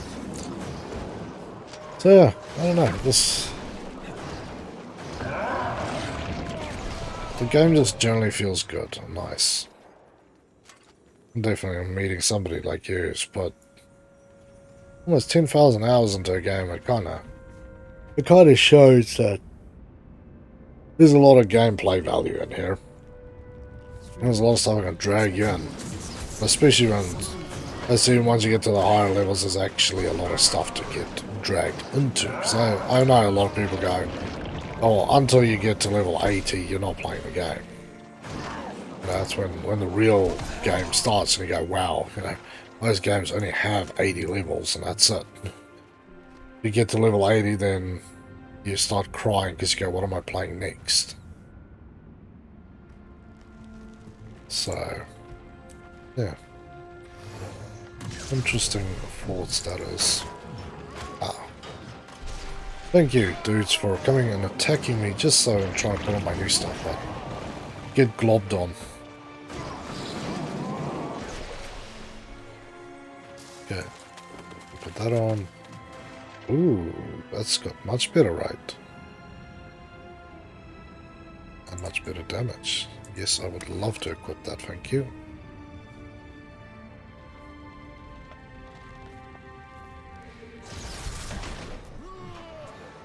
What if we switch this around? I suppose we're going to be attacked, so probably no point at looking at my pretty rifle. Jeez, okay. This thing is a lot stronger than that other thing. Holy hell. Nice. Take my damn rifle too. Thank you. Now we can finally go down this way. So yeah, just so many things in this game that screams, I love my players, please play with me. Yeah, like I said, the gamer community is good. That seems to be, well, doesn't seem, it is a big part of any particular game that you play. Is how great is the community? How does the general person interact with others? And yeah, I know that's it's always kind of a crappy one because you go, hey, you know, it's how people react is how people react, and the game shouldn't be judged on it. But many games I've seen over the years have died because they just allow some real toxic crap to fester in the game. And there's some people that absolutely love it because they're like, oh, I'm going to take our challenge, rise to the top of the game and be as toxic and crappy as everybody else. But then there's a lot of people who's just like, I can't play this because it's just too much for me.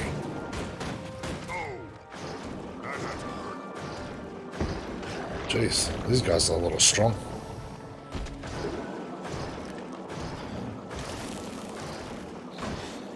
Okay, let's switch out to the fire. You guys should be really susceptible to this little one. Yeah, that's the one. Wow, she's got stuff glowing around her. Whoa. Whatever that was is badass and cool. Oh yeah, you see stuff like that and you go, I kind of want that. How do I get that one? No, the question or the answer to that question is generally, do you need to get a lot higher and maybe need to get some of the DLC. But like I said, I'll sort of hang around and wait till I can find the whole thing for a good deal, which I suppose is pretty cool because I did look at the prices and it is a lot cheaper just to buy all three than the stuff individually, which is kind of interesting and weird, but awesome. Ooh, you guys are getting clean. I love that weird moaning going on there. Almighty Iron Pistol. Nice. I need to look into that pistol stuff too. Amount of fire expansion. Yeah, it was like some of the guys I played with earlier when I started had those war tortoises, should I say, sorry. And wow, how awesome. I know that's part of the DLC stuff as well, but just it is something which is cool to go, hey, you know, that is something that I could also achieve. Yeah, I might have to buy this to achieve it, but more new stuff to eventually get to. These guys will not leave poor dudes in the village alone. That's some hardy bastard. It's like minus 40 out here and he's running around with no shirt. I think I would want to fight that guy in particularly.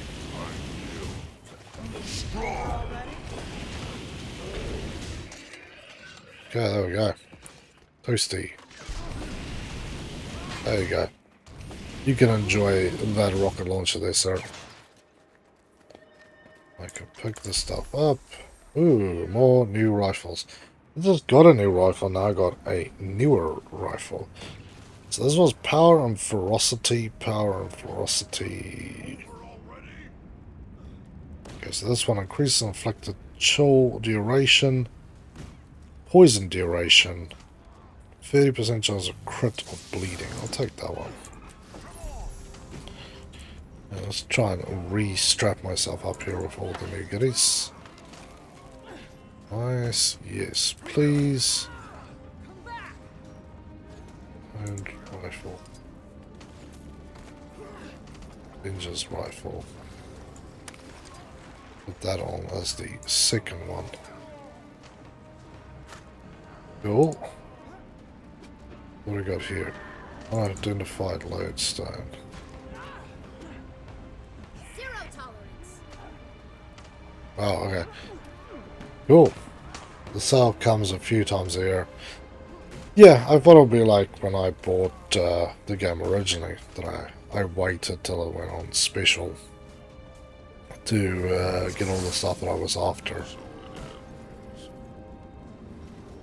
So, I'm patient. There's still absolute isolated stuff for me to do before I even worry about buying extra add-ons and stuff. So suppose I have that that bonus that I'm not running out of stuff to play here and going, I have to do something. I do need to get some more salvage kits on the other hand. Vacate these premises. Okay, you guys are taking a hike, which is lovely. Okay. What do you have for sale? Healing. Got some boots for sale. That's alright. Sell junk. And that is... I'm not going to use that. And I could use the coinage. I really do wish I had someone to sell me another scrap kit. The engineer without a scrap kit. Wow, that is... that sounds like sadness. Yeah, let's just look again at my hero points. I got my utility belt up to here. A variety of tools, bomb kit. That sounds cool. I haven't done my elixir stuff. So turret. Turret I've done all the way up till this one, which I have. This skill is unique per game mode. Yeah, that's cool. But I can get up to bomb kit and gadget belt. Utility goggles. Break out of a stun. Bromine. That sounds nasty. Personal battering ram. That sounds cool too. Still got a little bit to go before I get that one up. Thermal vision. Well, these ones are kind of expensive, aren't they? Cleaning pulse. No, yeah, all these like late game stuff, which is going to be really cool too, to start understanding and unlocking.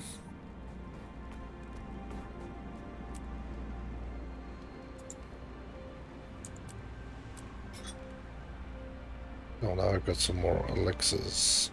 We need those. Yeah, let's see where we can go next to find some beautiful adventure, which seems to be this out here.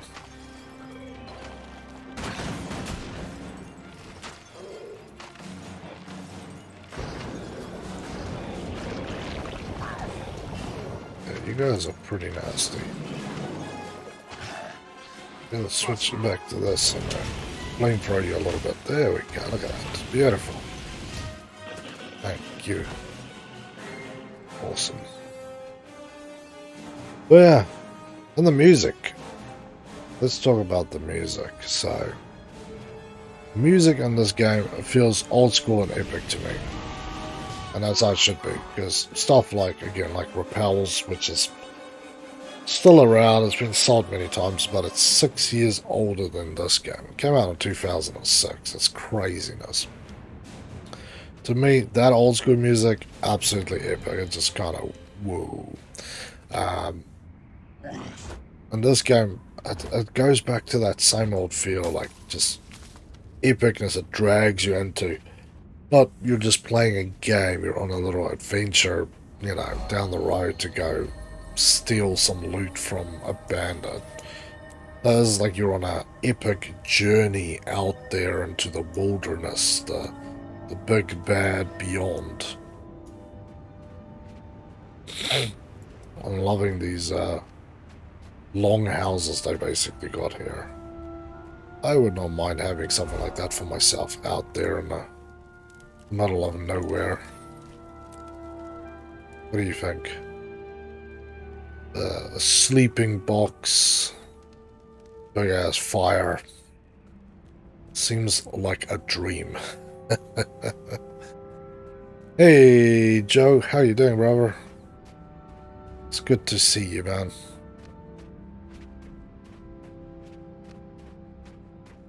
Okay, let's gather some carrots. So I know there's cooking. I haven't touched the crafting, so I know, again, a big part of these types of games is craft. And there's a lot of craft in this game. I've just not... Look at that view. Look at that view, indeed. I've just not really spent much time doing so. So, yeah. Was that really where I need to go?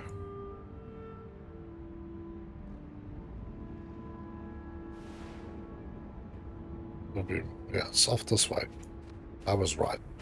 I was wrong and I was right. So, yeah, the crafting in this game is you can just kind of lose yourself in there. And not just as low-level stuff that I'm gathering from time to time and then sending off. Also the really high-level stuff. You know. So, again, just so much to lose yourself in, and just that catering for everybody's needs. But not in a way where it's kind of useless. I don't know. You good day today? That's good to hear, man. I'm having a great day. I'm feeling better.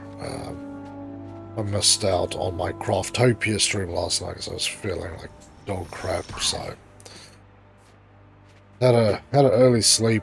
I was actually getting ready to stream and then just fell asleep, and I woke up a little late. I'm like, man, I still feel a little rough, but I'm feeling way better today and can actually get through some awesome streaming.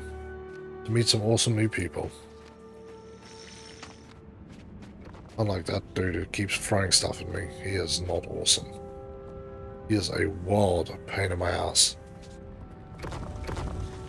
But yeah, thank you for asking anyway, dude. It was nice of you. So yeah. Definitely have to look into that stuff, but it is another one of those cool things that you can go, wow. The game does cater to so much stuff, you know, and you really get a feel for everything. You're not going to talk to me? Or did I already kind of find everything in your region? So, yeah. So it's just so many good parts to a game. Like I said, let's look at this one. So, fighting ice dragons. And this is destroy any signs of the dragon's corruption, including his worshippers. So, that makes a lot of sense around here. You know, where some of the stuff just don't. Come on, Yucky. It's a bit of fire.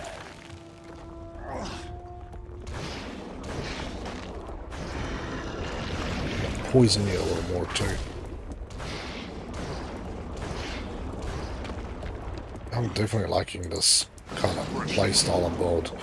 That's cool, like how there's so many like build style things within one character.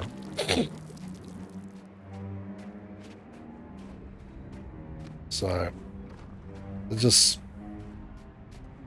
as I often get asked by people like, what should I play? What do you play? Why do you play it? Same questions I ask of people.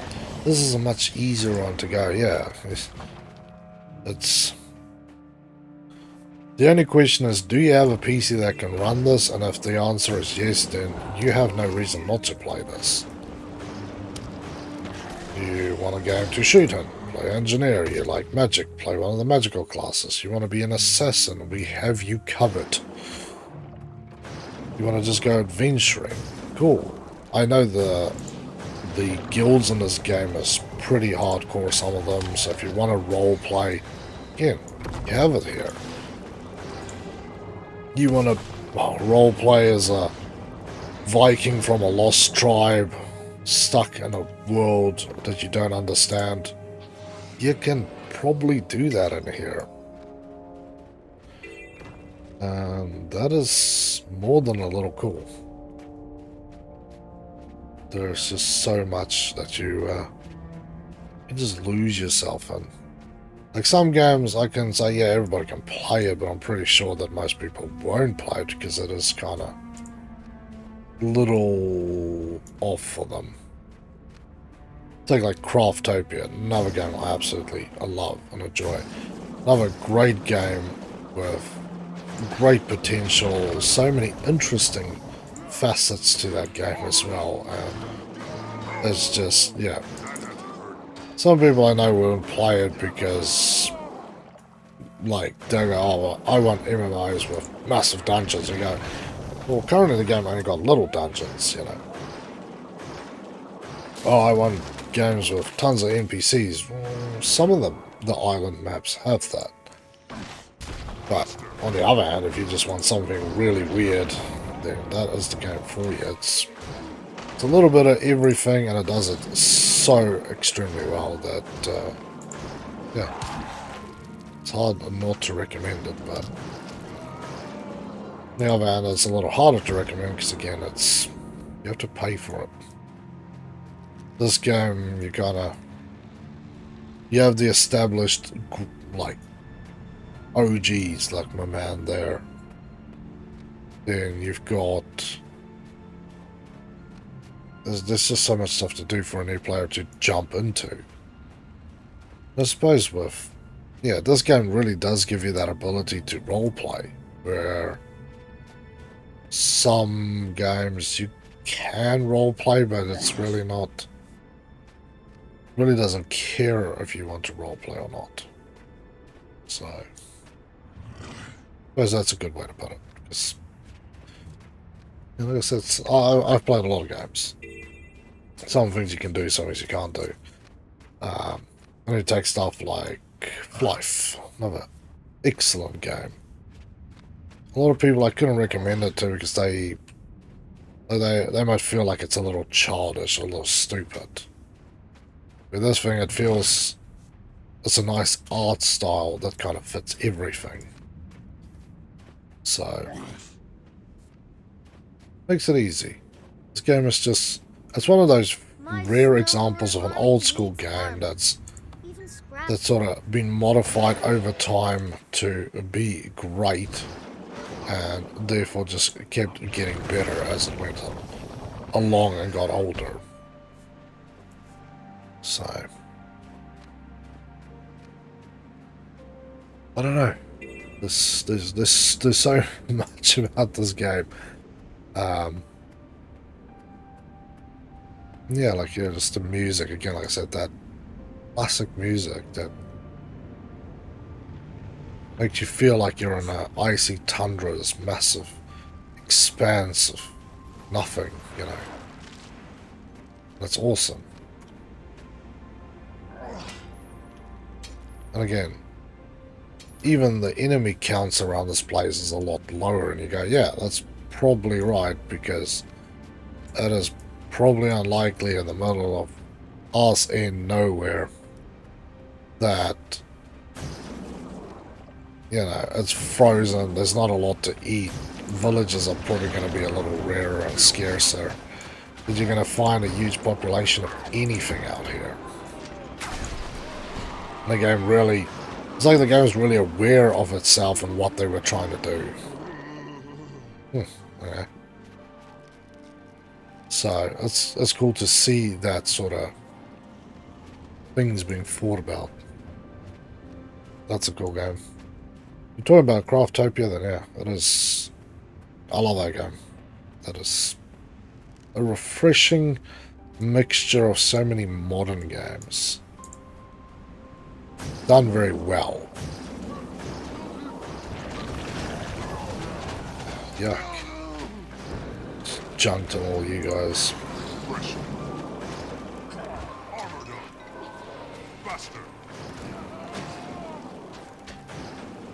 Come on.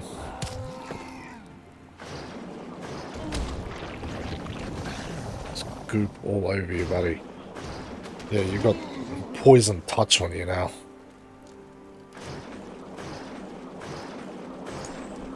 probably gonna die. Yeah. There's a lot of stuff, but I don't know, again, I like games like that new one that's in trial, Atlas, which is from the creators of Ark. I quite like that. I haven't played in a while, and I really, really should. But, yeah. I think a lot of people find that one a little strange. And I think it's because a lot of people feel like it is too much of the same. Like I've played Ark for. Yeah.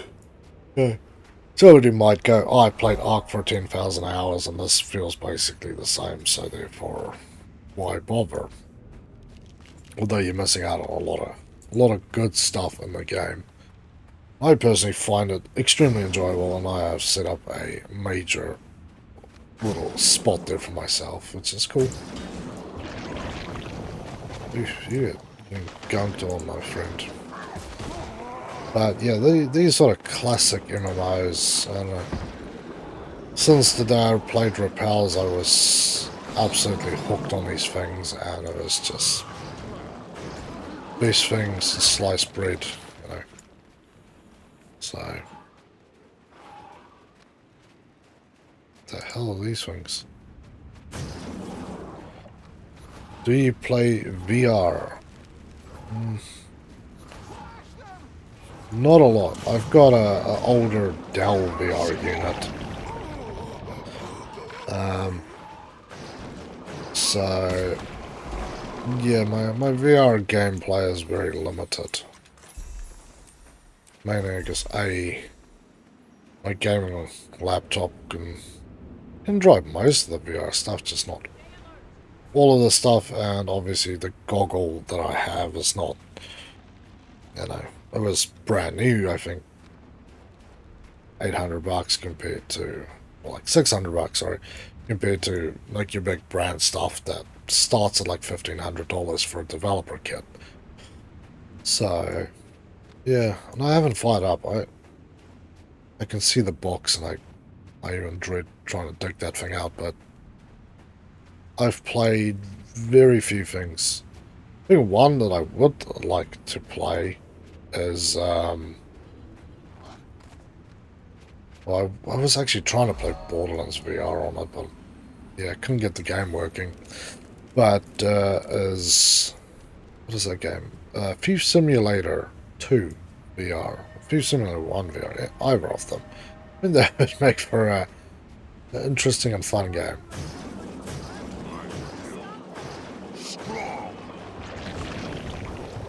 Enjoy some deafness game. There we go, dead buddy. Like, I don't like the, what it's called, conditions or elemental damage in this game. You obviously got fire, which is awesome. Then you got this poison crap, which is equally as deadly. So, yeah. This character's got some pretty good survivability stats on it too. So I really like. I've obviously built this thing a little bit more now, I think, for survivability, which I really appreciate. Oh, got a silver. That's alright. It's nice. I should be using the flames against you. I think that will, ooh, that inflicted bleeding too. Damn. I need to, gotta go now. All good, Joe. Thank you so much for tuning in, brother. Stay safe, have a better one, and I will catch you on the next stream. Almost about water break time for me, which I'm looking forward to. So yeah, this game just kind of ticks a lot of boxes, and even the bar here is not bad. When I say it's not bad, like, I'm used to like the old school nasty games, and that is, it's like even like tune in tomorrow, you see what I mean when I talk about that stuff with like repels. I've actually got set it up with four bars stacked up, much longer bars, And yeah, it's just really crazy how much like stuff you put into these bars just to keep yourself alive. Right? So when you start playing with these things, it's a lot simpler and it's a lot easier to play because, man, when you're 4 stacked high and you try and press through buttons to keep something attacking, or you're trying not to run into a situation, you're just trying to use Magicka to kind of save your ass, kind of makes a big difference. You'd not think so, but it really kind of does, because when you have 50 buttons to press and you're kind of going shit, it's a lot easier. And again, it comes down to the game just feels calm and relaxed about what the game is. So trying to be 100 other things. And it just does it eloquently. I think that'd be the best way to describe that. I like that. Just do everything well. That's why I personally like watching other people stream this and just play through it. Usually just quiet playthroughs, like talking. Because it's just, you get to see so much. There's so much to do, so many interesting things to interact with. So excited. But yeah, good. Place to come and sell some stuff and interact with some weird people.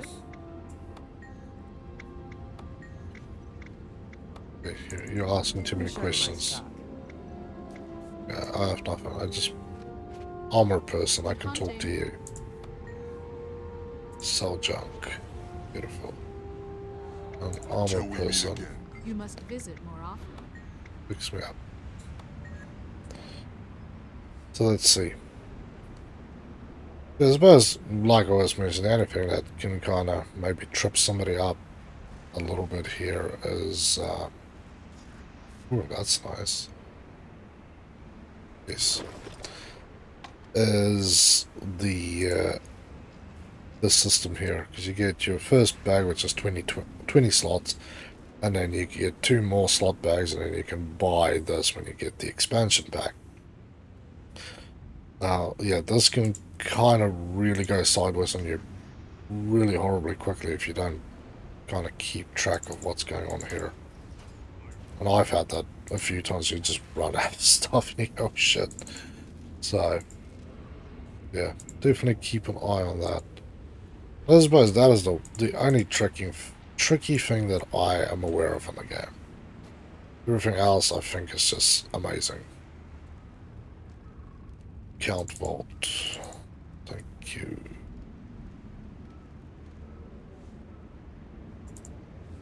So yeah, that's all I wanted to do with that guy, which is awesome. So here we go, weaponsmithing. So for the people who are kind of all about that. Let's see what we got. Silver, iron.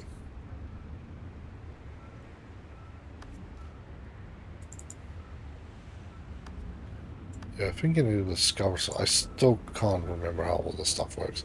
That is a little above me at this point, I'll give you that. But I'm looking forward to figuring it all out later on.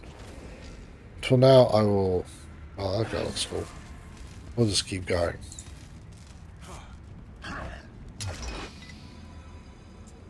Yeah. You guys can enjoy that.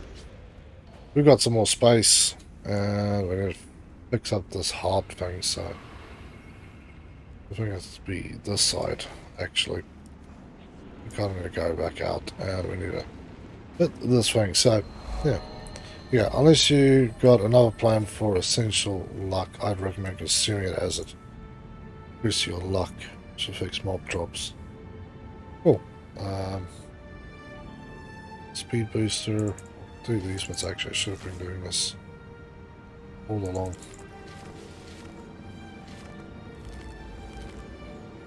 Ooh, +2 magical find. +3 magical find. +4, +5. Damn, alright. Thank you.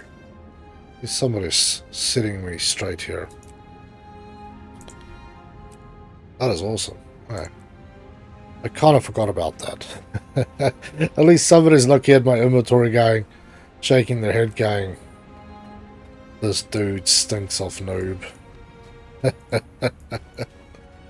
Alright. I'm happy to be a noob. I like to be taught. Like I said, this community is just the best. I remember Repel's community back in the day was really good, but yeah, I suppose when people's accounts got hacked way back in the day and some people lost thousands of dollars of stuff and the game kept being sold off, it kind of went south. That wasn't my intention, justice. Save stuff that I should have used. Yeah, no, I definitely kind of forgot about that one and would have just left it there, but yeah.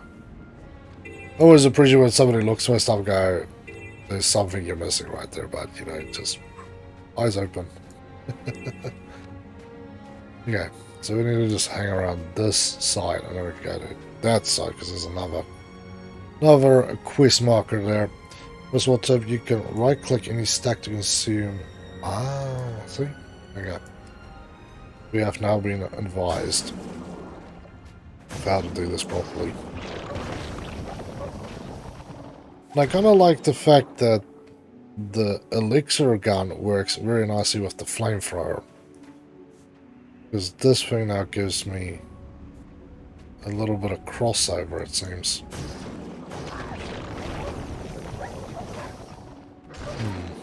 I like that. I don't know, I just like this game. I like the music a lot. This old school stuff's all about it.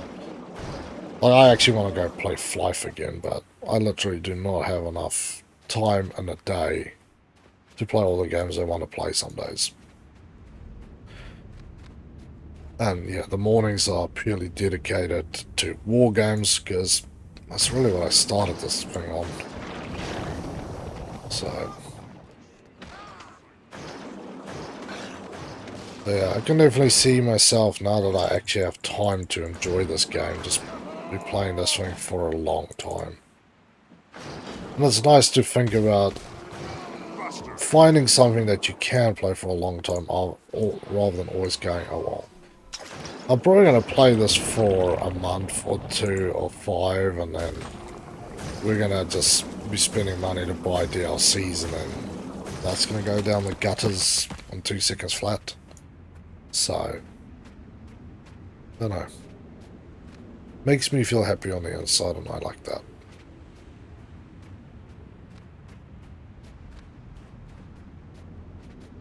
But yeah, like I said, there's lots of interesting things, and like I said, I haven't even shown anybody on the channel world bosses yet. I know you old school dudes and gals don't need any of that shown to you, but yeah, sort of showing people who might not play this or might not have a PC to play games on what it looks like, because it looks awesome. It really does. I remember the one on the swamp somewhere. That's one I always remember. I remember once I would literally travel from place to find all the bosses. I know there's one. They're all in the 80s zone, so there was different one here. There was... I know there's one... There's one down here and one down here. Something like that. That's alright. First week in the game, and I feel like I've learned tonight. Learned a few things. Come on, shoot it. Oh! So... yeah, if anybody ever has any opinions or anything they want to share, just, yeah, come and share it. I'm open to listening and hearing your point of view. Sort of see what makes you tick in regards to this game. You got a great game here, that's for sure. You picked a good game to get involved in. Okay. Beautiful.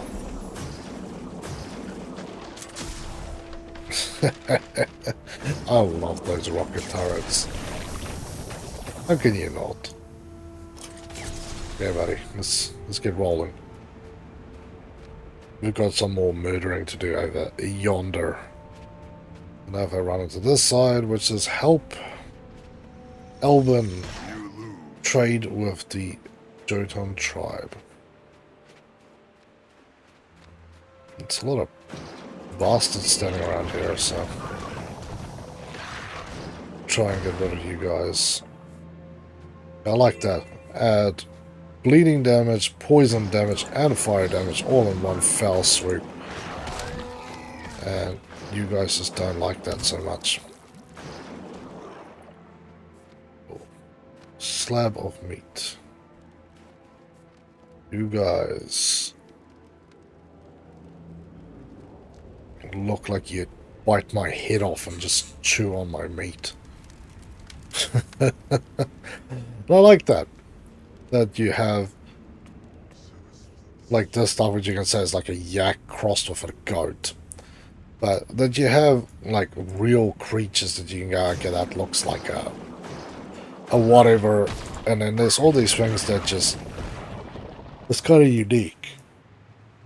You have this real interesting set of things that you can use, you know.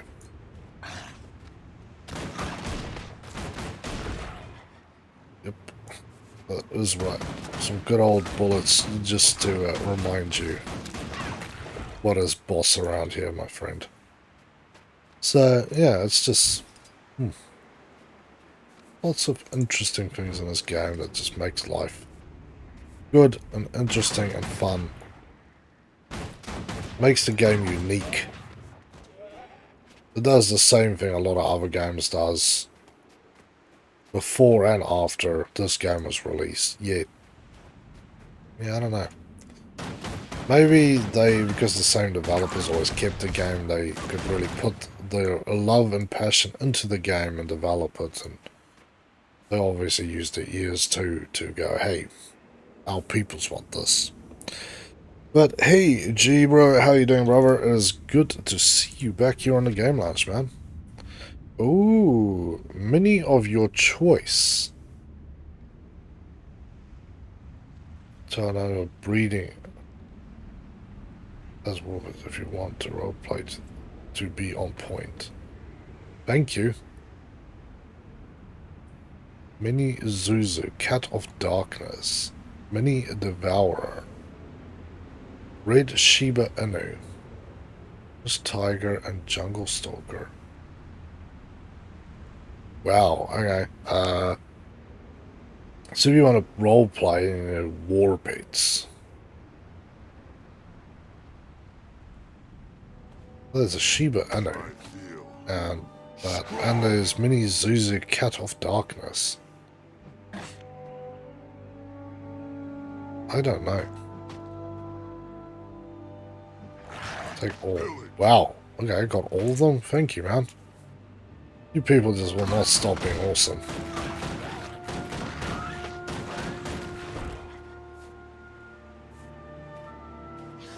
I'm really gonna have to do something to give a little back to this community that has given so extremely much. But I know I'm still a little low to be given yet. I haven't even made it to 80. No. That's why I'm going to make this character. I think I'll get this character past 80 and then I'll worry about all these other things.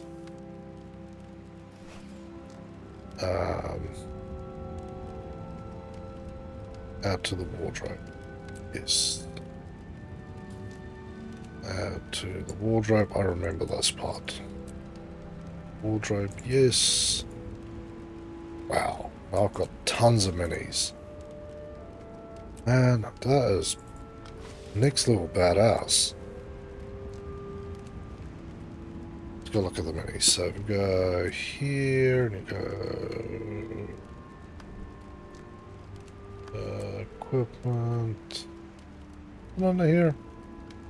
I'm sure it was under here. Materials? No. Miniatures, there we go. There's a Sheba.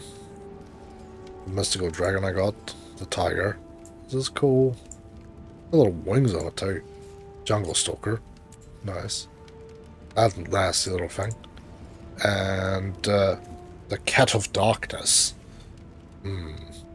That thing. That is so cool.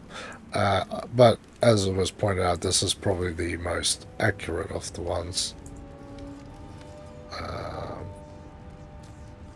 Did I actually equip this one or not? Because I know last time I didn't. No, it's on. Look at that. Little dual tail scorpion thing. That is nasty. And awesome. I suppose it fits a little better than the Japanese dragon. That's cool. Yeah, they're just there. Just a little thing to follow you around. For those who are wondering what is the point there, there is no real point. It's just a thing that is. Unless I'm wrong and there's some super awesome point, but I think it's just more of a cool cosmetic thing to have. I think I'll change it up from time to time just to keep it fresh. So I got my dragon by signing up for... I wanted to... They asked me to put my phone number on my account. So, that's fine, because now if I ever need to recover my account again, I can use my number. I'm not planning on losing that number either, so, yeah. Then again, I set that about my last number before I moved. But that was different. I moved to a different country, so... Can't really be comparing those two things. But yeah. I really think when we get into some of these other parts of the game, it's going to get really interesting for other people who like, I said, the crafting side. Because I've been everywhere where I've completed these missions, I've been checking if they will sell me any recipes for stuff. So that I can add a few things to the list, so when I do finally get around to doing that type of stuff, that I am actually able to do so. Oh, a bit more. Get it all then, buddy. Get it all. There we go. Ooh, got Tiger's Eye and a Malachite Pebble. Yeah, that luck stuff has definitely way increased my output. Whoa. Hey, big boy.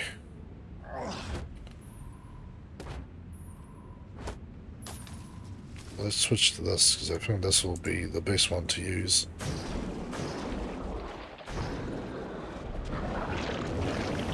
I can yuck on him with that move. And I can use this to lay down the pain, heal with that, heal with this as well. And I can switch back to this, set up a little firewall.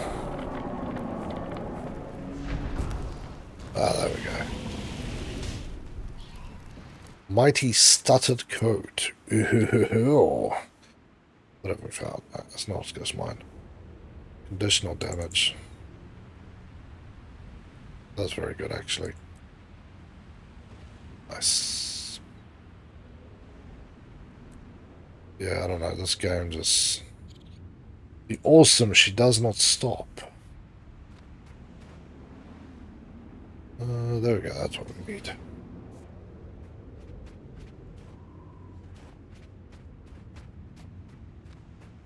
Beautiful, now we can get this place explored as well. Just grab that. Nice. I like the teleporting systems. Test you out here. If you're Cool. seeking a challenge, take the road north out of the valley. Let's go They're that the way. sons of Svanir. Their dragon cult inhabits the That northern one is vale already of done. Violent shadow. That one's done as well. Oh, we did miss one.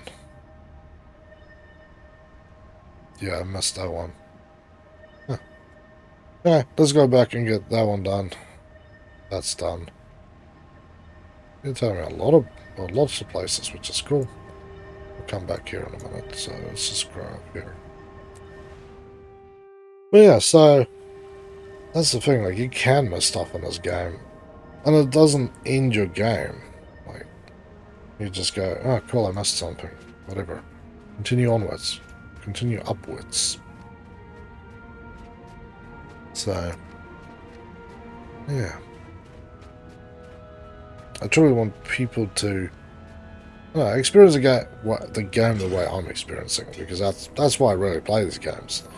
Like, yeah, War Thunder and other stuff, it's cool just to play with people, that's really what it is, and, you know, sharing that, oh, I got that awesome kill with somebody, but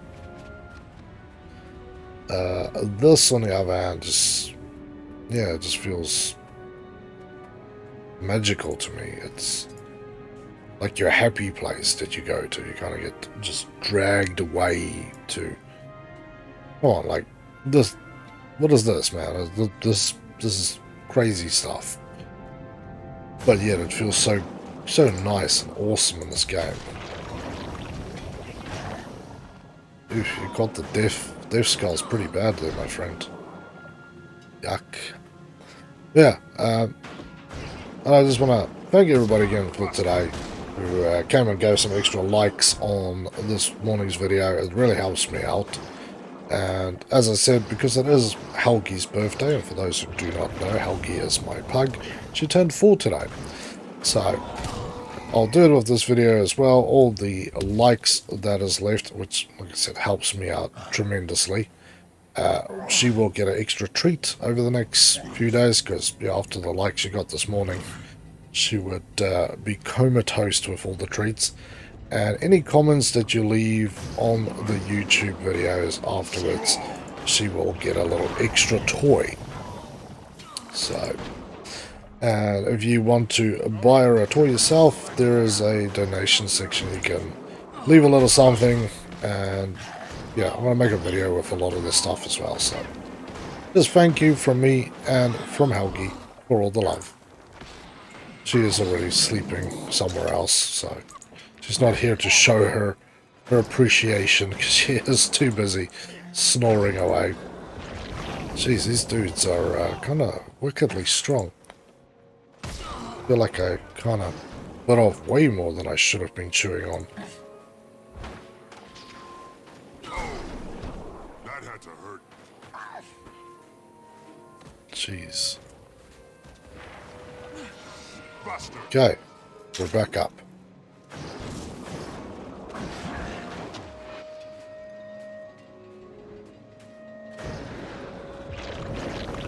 There you go. Let the poison fill your veins, my friend. Good, you're dead. Nice. Oh, wow. But yeah, this game. Look at that. What places do you find turrets like that? It's just so many awesome creative ideas that's in this one game, and it looks badass. And if this is not your thing, you just go to another part of the world and you find your thing there. You like go kill swamp creatures, there's swamp creatures for you to kill, so don't worry.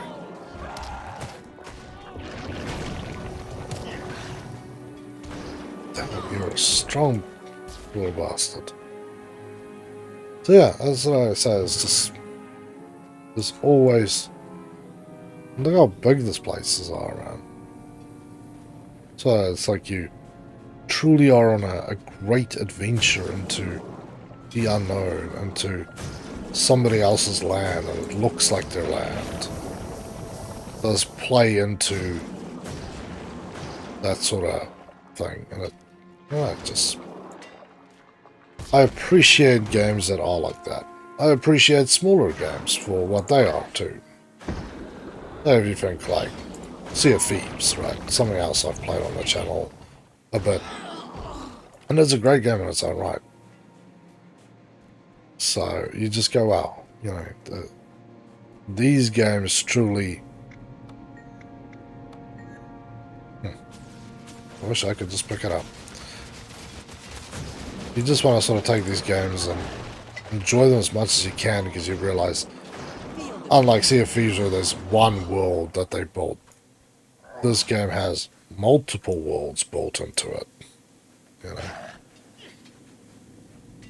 So it's all just little things that in my mind just ticks up to awesomenesses. And just like this, you can just, oh, there's, you know, friendlies down. Let me help them up.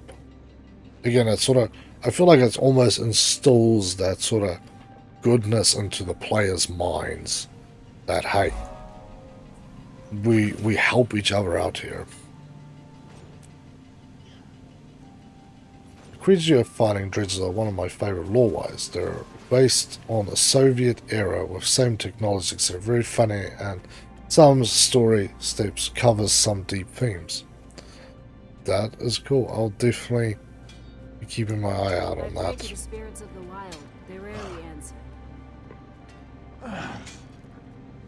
The spirits of the wild welcome. So, yeah, see, just stuff like that. Just kind of cool little add-ons here for, you know, no other reason than, hey, here's something cool. And I like that. I just, stuff like that just, yeah, every day, all day, forever. That's what I want.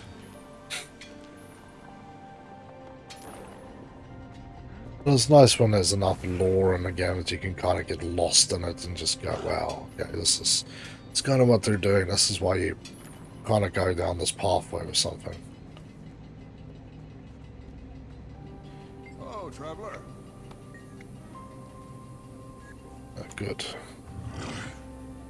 Got yourself some nice, interesting things back here, sir. Don't know what they are, but they are interesting. I'll give you that much. The spirits of the wild. That's plenty of ore. Give me a moment to pack it away. Then I'm Finding heading out. ore. If you have any more, bring it to me. It'll be good to smell crisp, fresh air again. Cool. Here's refining ore, so we'll just sit here and wait. That dude is riding a kangaroo. Very cool. While you're doing your thing, let's look at what we've got. Nothing that I could really use, so we'll just convert these over to stuff that is actually important for me. And some more Essence of Luck. The more I can get of those, the better. Again, it's just another nice little layer to the game that just continues on.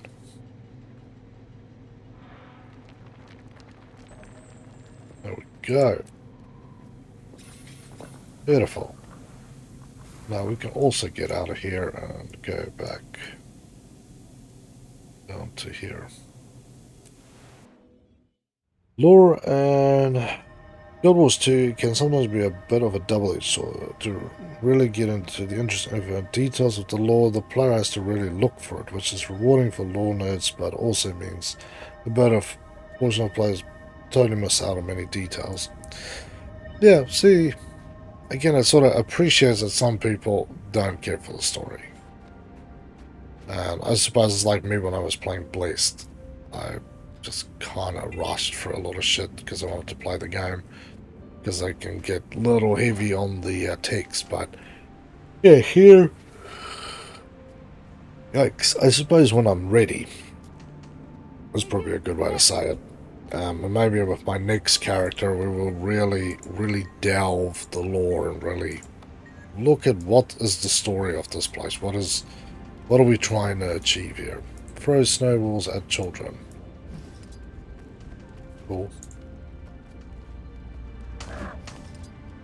Jeez.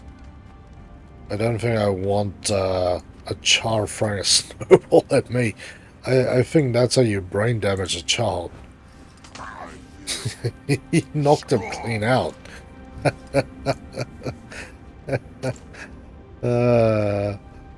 Bet you put rocks in there too. Damn. That's a little rough, my man. Game you. What are you guys thinking? Frank, stuff. Rocks at kids. Buster, And people go, oh, but it's a snowball. I'm like, if you've ever been hit by an actual snowball, you realize it's basically an ice ball. And when that thing hits you, it don't feel so friendly. So I've seen snow like this once in my life, which I absolutely loved. But yeah, I got hit by a snowball and it was Enough talk. Let's play. it was a little dangerous, to be honest. I kind of hurt a little bit more than a bit. So I know the feeling of getting smashed by a snowball. It's more an ice ball. So kind of an interesting thing that they've added it here for, you know, a little bit of a giggle. I gotta appreciate that too. Just a quest. Like again, this adds nothing to the story, but it does add to the game. It kind of makes you go, oh wow, this is like a living thing. Like, what is one thing that kids will probably do if it's snowing? Make snowballs and throw it at each other, right? So it doesn't give you anything to the story, but it just makes the world feel a little bit more real, a little bit more alive, a little more, let me interact with this and see what's there. What is in that other corner that I haven't visited? Oh, that dude caught one right up in the face. Ooh, select your reward. Bowl of strawberry apple compote. 10 XP, 15 XP. Oh. Why not? Take that one. So, yeah. You're so correct. Grew up in snowy Sweden and schools basically banned snow fights. So many accidents. Yeah. It's not soft little powdery snow. You melt it into a hard snowy rock and crack somebody's skull.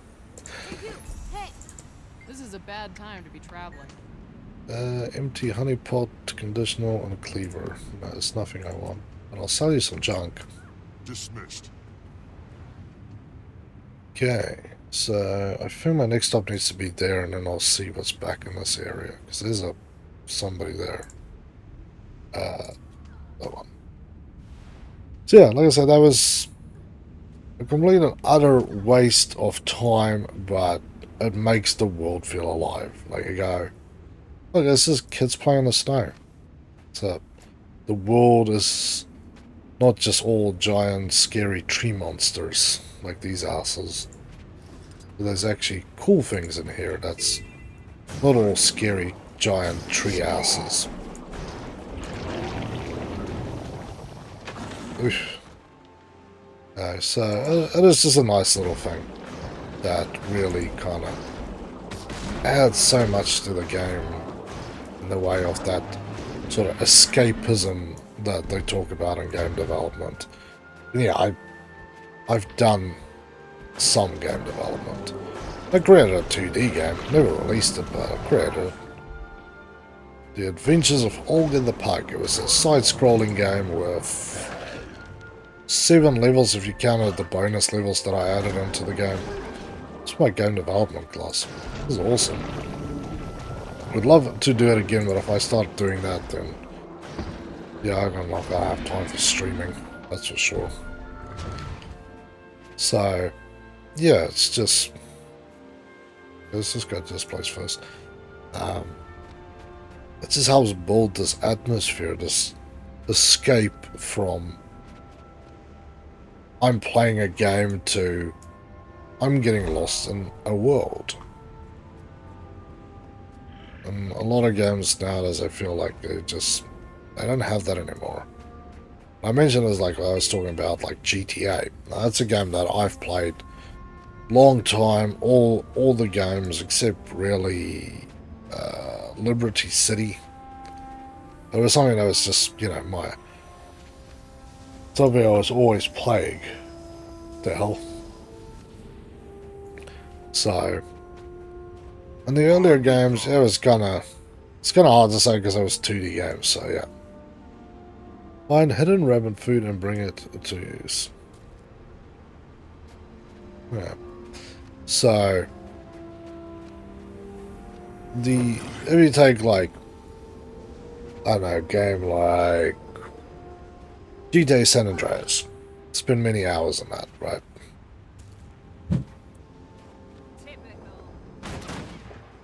And then you play a game like GTA 5. It just feels like a lot of the Spirits of the wild, welcome. the sort of fun aspect of the game kind of got lost somewhere along the line. But this game, it definitely still has that its soul, really, man. It's good, clean, fun. The game is fun. It has jokes, but it's not, you know, childlike. Well, it's hard to describe some of these things in a good way, because it's really all about how you feel when you play the game. Are you escaping your world? Are you feel like you're truly, you know, meeting the people in this environment? Or are you just a dude trolling through NPC world? You know? And so often, games now, it feels like you're just trolling through NPC world. And that's fine for some games too, you know. But sometimes you want a little more. You just bust that up for me. Great. Damn.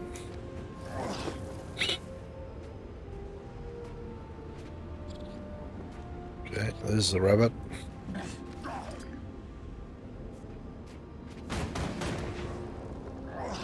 Bunny food. My food, bunnies. Dirty damn rabbits.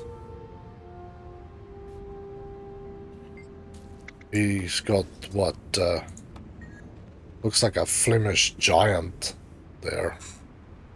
I suppose a big man, he's a big rabbit. Again, just stuff like that. It feels real and we can relate to it, but still feels strange enough not to be relatable, you know.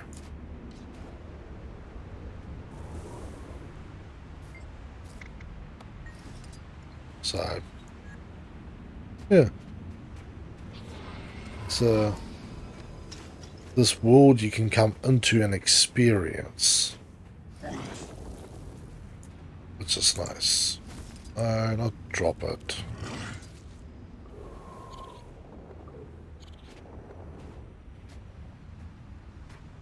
Run, buddy, run. Bunny's gonna kick your ass.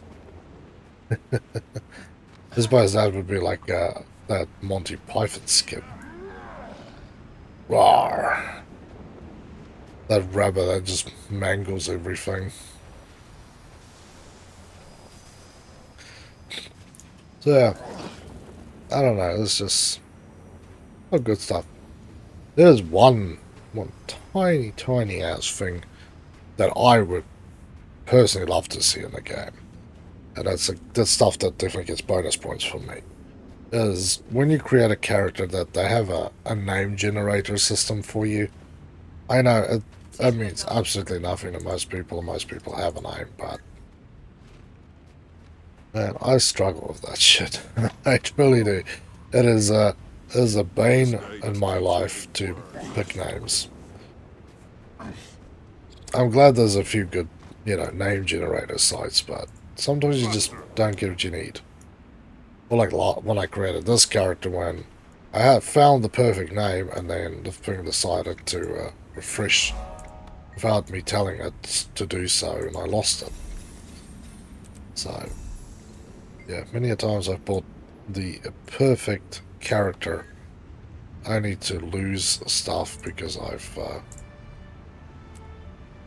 taken so long to create it. Yeah, we've got this tundra area here. So we're almost into the third world area.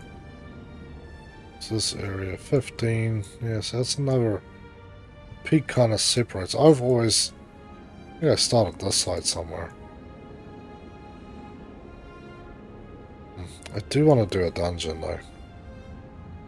It's a time. Maybe we should have a look. Which is the bunnies at another place. That's cool. But we're gonna just go down here and then we're gonna teleport off to that dungeon and go have a look what's going on there. Yeah, there's that snowy peaks, goats here. I do like the frozen waterfall thing. Definitely feels correct yet somehow magical, and just again it gives you that whole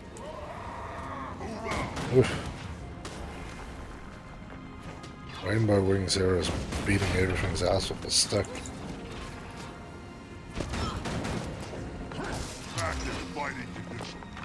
Nice. Oh, here we go. This not helpful at all. But yeah, it just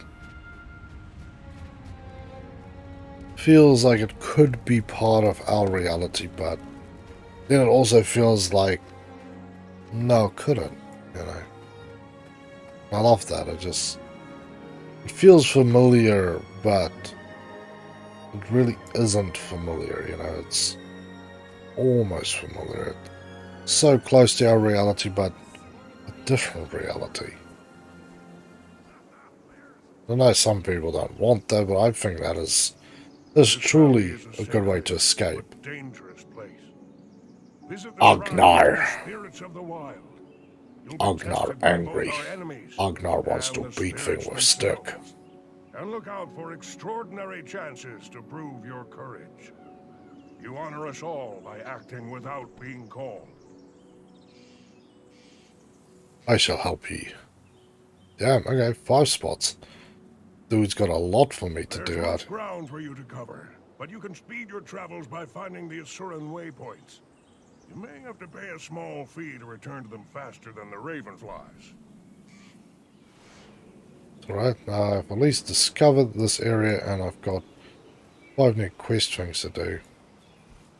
But I'm really interested in having a look at the dungeons. Because as this is actually a old school MMO, this thing has dungeons. So, yeah. Let's go have a look at this. 1 more people using... Yeah, I think this is like the automated system thing. I don't even know what this dungeon is called. This is what it's called and then we can figure it out. Catacombs. We are in the plains of Ashford.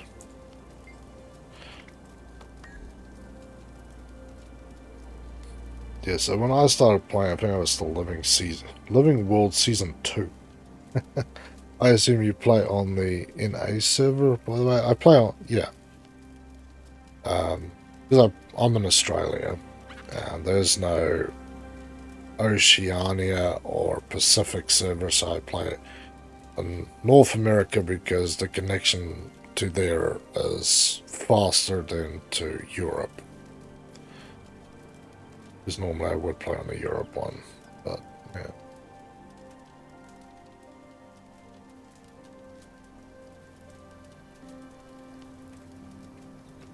Oh, okay. Where's going? Into story mode, level 30. Jeez, we're close to story mode.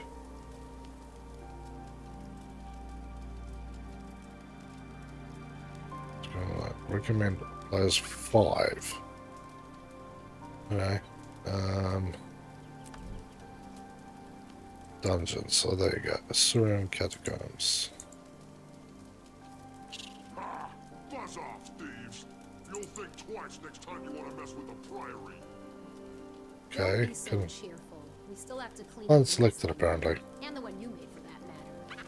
Don't suppose you Yeah, could be suppose more we're gonna have to just next time? level up to level 30. If Now I we're weren't going to your come back cousin, here for the Charles story would anyway, torn so you to pieces long ago. we're actually not too far off. Besides, what is life without a little mayhem? So let's go back to where we were, and then I'll go do that. Get to level 30, and then, see, there's another cool thing to explore, another new section of the game that just opens up in front of us. And that's all up. And that's the thing, for the hardcore people, you get these things of world completion, this area's completion. So if you really need to be a person who wants a challenge to do everything 100%, there's just, the game just goes here. We will give you everything. Hidden raven eggs.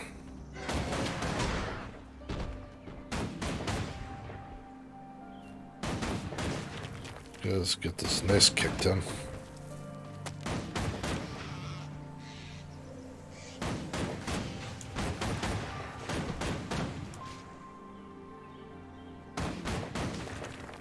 Okay, that's gone. Raven egg.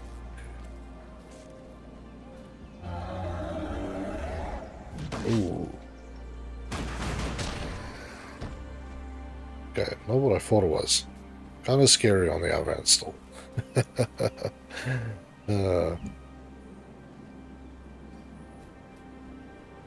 Okay, try and find all these hidden raven eggs here. Strong.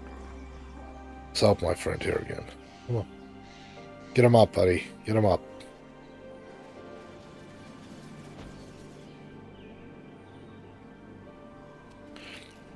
Okay, another raven egg here. Yeah, so it's kind of cool that these quests are never just the same thing. There's probably a limit to how many things you can really do, but let's be honest. How many things do you really, really need?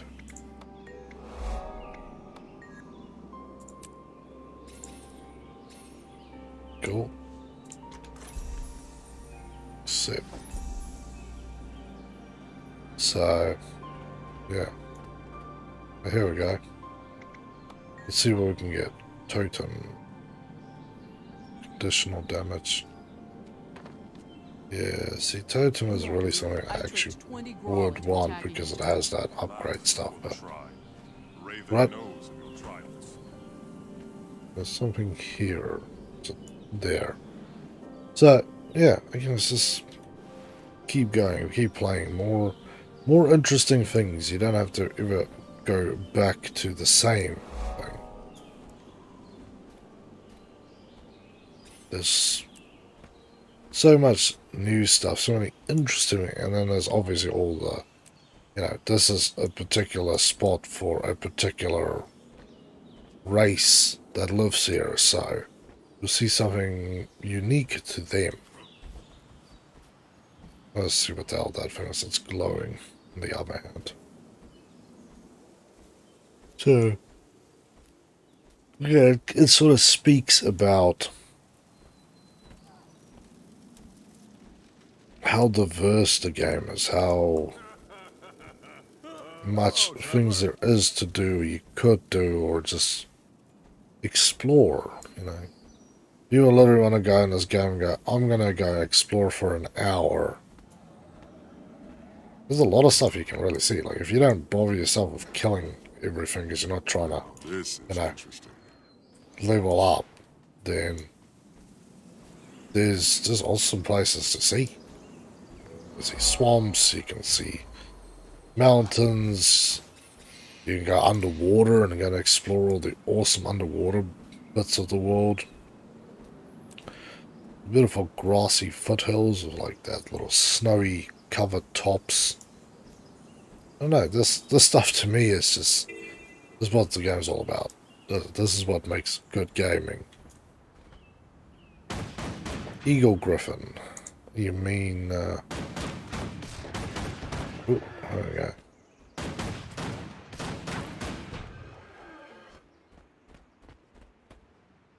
Cool.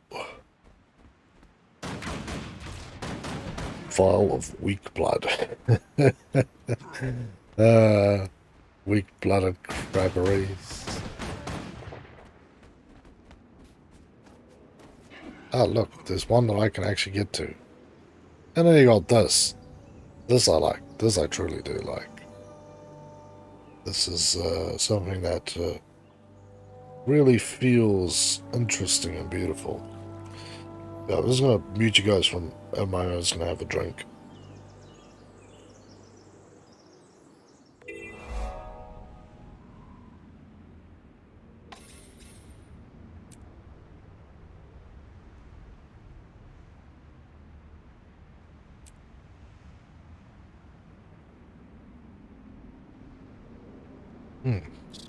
Yeah, back with you. That feels good having a drink. That's for sure. Yeah, I grabbed my bottle the last when I went out. I put you guys on a little break. Now this is interesting. Honor bear, and be strong. Okay, disarm bear traps, hunt the trappers, remove the tags, feed the bear cubs, and challenge the acolytes. Ah, beautiful underwater areas again. Bring foul-smelling underwater plants to land.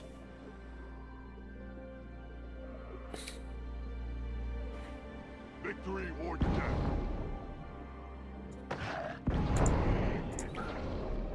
Do love the underwater weaponry. This is very interesting. We got a spear gun. I can't remember what the other guys get, but yeah, this thing. That's it. This is so cool. Just, yeah. More awesomeness that sometimes even feels a little unnecessary, and you go, it is cool that they've added this. For no other reason that they wanted to. They felt they could. Whatever, you know. This is somebody's internal creativity let loose on something cool. And we get to experience that. That really sort of adds to the love of the game, which just kind of shows, and you go, you know. Let's make them chokin'. That should be enough If, to make a stench. nice. If people love the game so much who developed it, then, you know, how can you not love on the game? Kind of thing. That should do it. You can quench that stench. Yeah, but they can stank up the place as much as you want. Is that you? No. Yeah, let's swim out of here again. So, yeah, just, you like cave diving? Come and play this game. It's okay for you to dive. You're not going to drown either.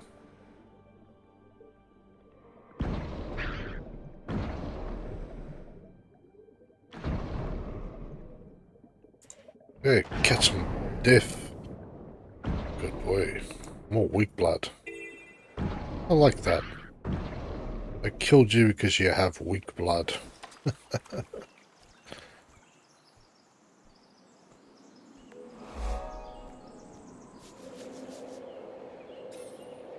See, even in this game you get to scrub graffiti off the walls.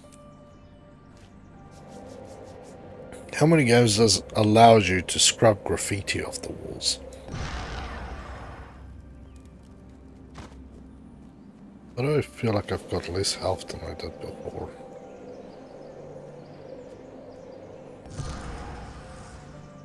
That was over 1,000. Maybe something I had is running out.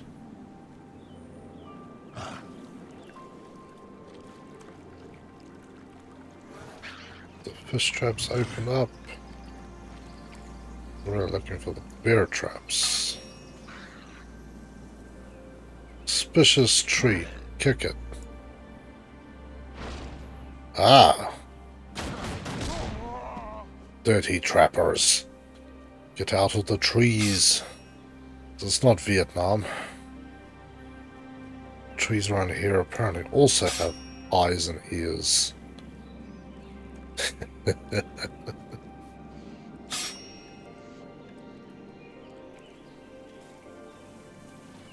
Yeah, what a beautiful spot this is.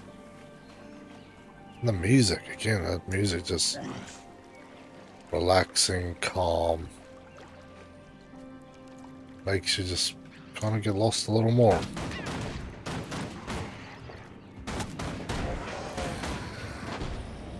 There you go.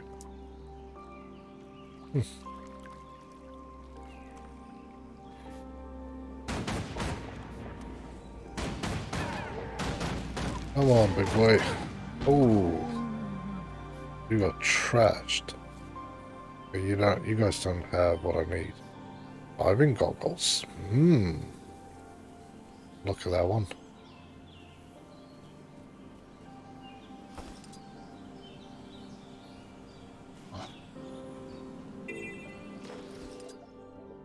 I could have done a move there, apparently. But how cool is that? Just another oddity in the game. Just, again, for nothing more than no reason. I like that. I like it when a game just has stuff in it really for no reason, because it really, again, builds that atmosphere in the game where you go. The whole point of this is just to make the world feel real. It doesn't develop the story, it doesn't give nothing to nothing. It's simply just, here you go, here's something to make you lose yourself a little more in the game. That when you spend 5 hours in a game and you go, I didn't feel like I was in a game for 5 hours, what have I been doing? Or you start telling people about the game and you're just so over the top where you go, this works, this is what is good, that is what is good, you know. And it just works. It just feels good and normal. Yeah, like I said, let me know, in your opinion, what makes a game great for you? What is your... If you have that in a game, you go, wow, okay, this is... I found what I was after. What do you guys run into? Why can't I kill you?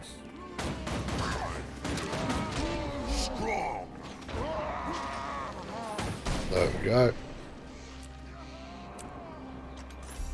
Another one completed. Beautiful. That's all right now. Yeah. Let's put out a little turret here. Another fine example of Okay, turret definitely did sweet. See somebody there and is not happy about it, so.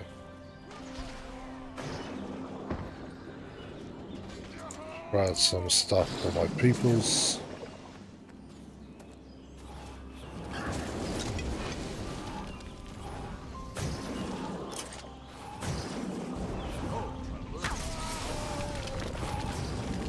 Yeah, there's a lot of you guys coming out here. There's another cool thing, just these little, like, events draws everybody together. And then I think, as I said, there's all the different world modes, and I think that really sort of speaks to a lot of things, because you go, you know, this is a PvE world, so people will be more willing to just play together. Oh, I want to go fight other people, you know, I want that sort of challenge of that, so here's a PvP world. So I don't have to worry, like, here somebody's going to run up and kick my ass because they're level 400 and I'm level 1. It's just so many games. I don't mind if it's going to, like, you can deal with other people. Very cool. But, yeah. I suppose that's kind of like Black Desert Online. They have another very interesting way to deal with that, is that you can't attack and kill somebody under the level of 80? 90? It must be 80. I can't know. There is a level cap, but if you're under it, you can't get killed. Which actually works really well.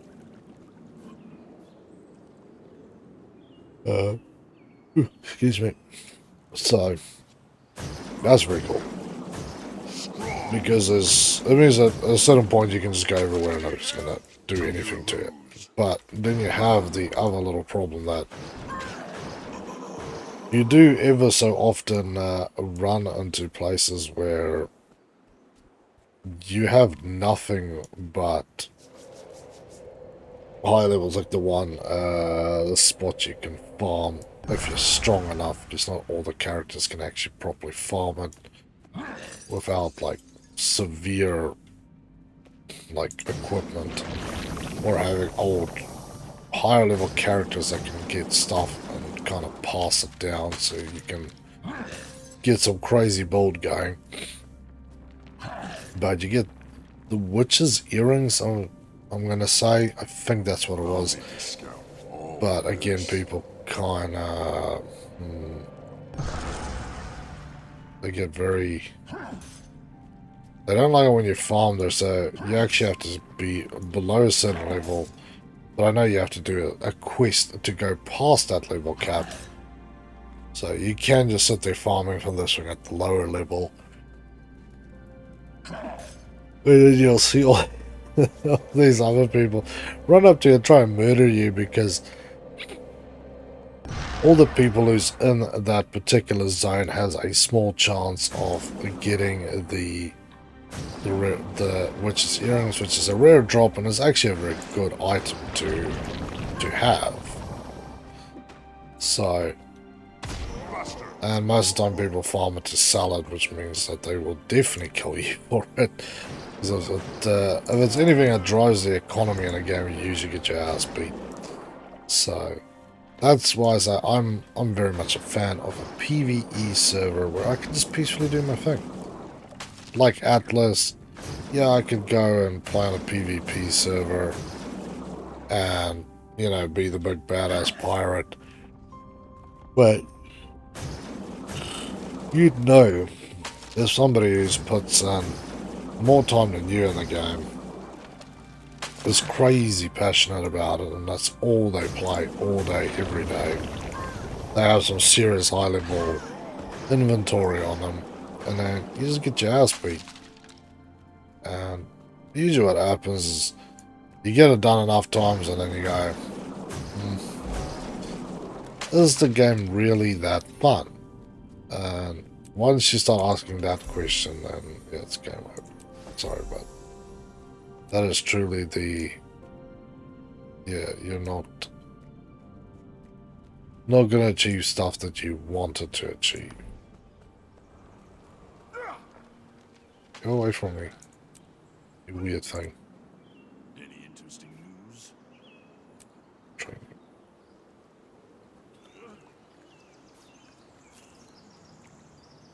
I still don't know what I want to invest there. Firearms. So training, don't have enough. I got 2 points. Beautiful. Just want to say thank you for the stream. I'll be off now. I hope you catch you again next time when you play it. Take care. Man, truly thank you to you. Thank you for all the gifts you send me. Thank you for all the advice. And thank you for talking to me and just, yeah, joining in. It means a lot. Stay safe. Have a better one. And yeah, I'll definitely catch you in the next time I stream. It's now 3 times a week. You're on Twitch, so just go to the schedule section. You'll see it up on the schedule. People on YouTube who's watching while I mention this, go to the About page on YouTube, and there is a link to stream schedule that takes you to my Twitch, because the Twitch thing will actually tell you when my next stream is in your time zone, which actually works out really nicely. But yeah, other than that, take care, man. It was great having you in the game lounge. Okay, that is done. Let's see that, but yeah, that's, need to dive under there. So again, I'm not going for 100% completion here as much as I am trying to get all these little hard quests done.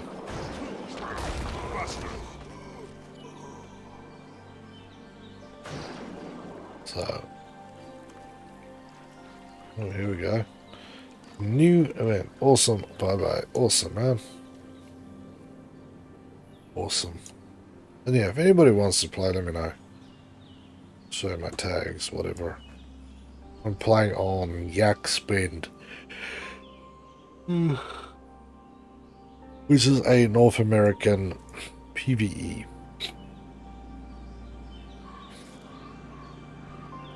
Drive. You guys. Drive them from here or just absolutely murder them.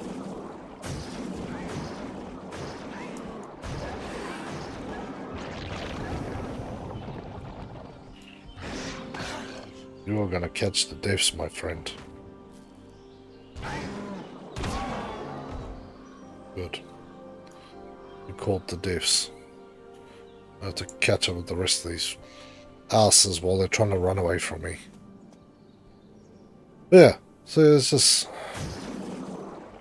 Again, like, this quest doesn't add to the story, but it feels like you go, you know, I'm trying to help this people in this area. And they probably don't want shit stomping through their neighborhood. These are just average folk who, unlike me, who's some, you know, big bad adventurer who wants to go and make my fortunes in the world. They're just, you know, scared people running a tavern. If you think in real life, right? If there was a pack of bears stomping through your neck of the neighborhood, you probably weren't going to go out there and be all Rambo-like. No, you'd probably call somebody else to deal with it for you, right? So, think of it as that. And again, I think that actually has a lot to do with why you have such a good gaming community, again, on the other hand. Because, again, you are constantly instilling this help thing. Of help the poor bastard laying on the side of the road. Help everybody in this village, or in this area, by getting rid of the big bad monsters. Because, you know, they're just normal, average folk who ain't going to go out there and beat things with a stick. So, you really do have to appreciate that. The spirits of the wild welcome you. Thank you.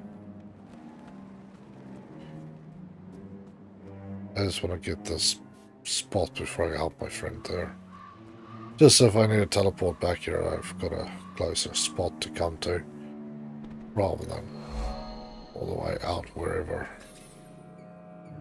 So, yeah, like I said, there's so much in this game that gives you story. There's so much that there's stuff to keep you busy, something to give you something to move forward. And yeah, there's the whole part of stuff that just kind of goes along with what it should do. Gives the game a true, real feel, you know.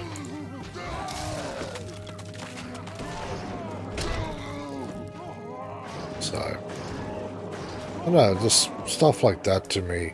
It's the difference between a game that you play for a week or a month and a game that 10 years down the road you're still playing. Even if you stop playing from time to time, you're going to still come back to it and go, yeah, actually, no, I'm comparing every other game I play basically to this game. And I'd still do that with, like, Repels, because the game has done a lot of bad things. And does not care for your time, your money, your life. It's a lot different now, but, you know, the initial impressions of the old school version, that's how I will forever see it. But they game did so much awesome that I always compare other games I play to it. What is other games doing like this? How are they doing stuff similar? How are they doing stuff better? How are they, you know, stacking up? I feel like this game you could definitely do that too, and it would be I don't know. I feel sorry for a lot of games who's trying to stack up with this. Because, yeah, it's just not going to stack up so well. To be quite frankly. Does not always answer.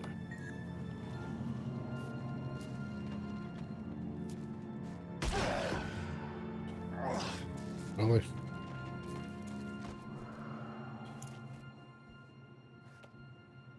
That's not all these guys are.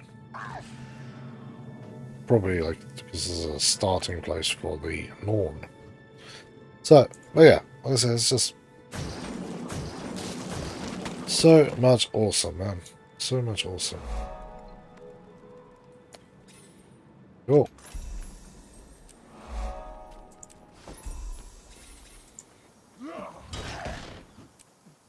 Damn. You guys are being angry again. Love that sound. Just like thick, nasty paste spraying everywhere. Contaminating everybody. I like that.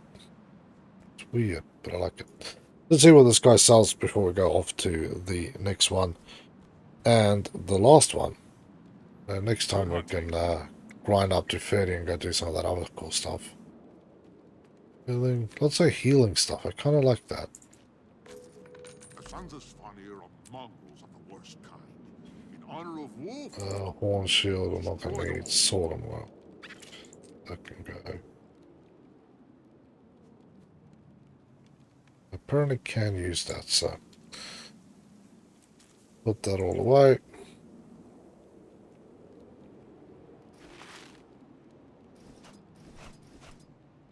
Put all this stuff away. Destroy, yeah. That stuff has there's no value, so no point in keeping stuff around that does not carry a value. That's all up there. There we go. Another good day of stuff going backwards and forwards. So let's go up this way and let's get some killing done. It's actually around. Swing, friend, swing. Around the other side of this hole.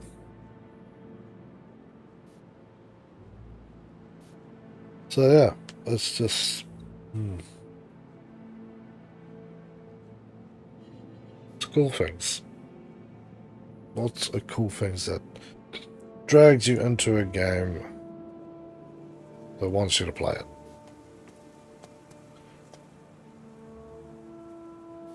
Okay. Let's help this. Jeez, it's just dead people everywhere. Bridge turrets. Tunnels, sorry. Yeah. Wild times. Somebody killed the leopard? What sort of sad sack could kill a leopard? Something wrong about that.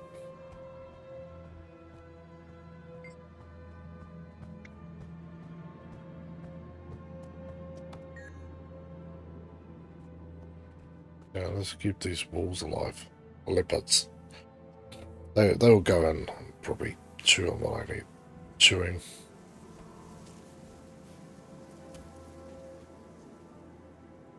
Come on. I was interested that I could then hunt the brown play of the cubs.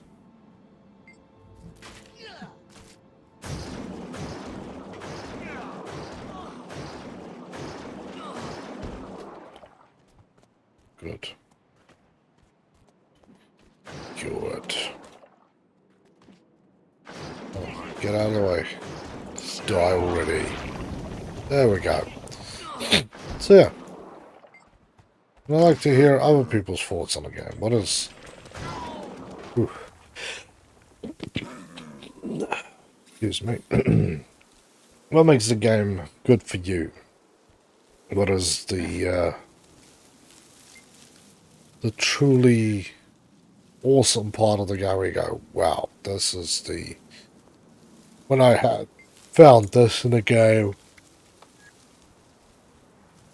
I knew this was going to be something I'd play forever.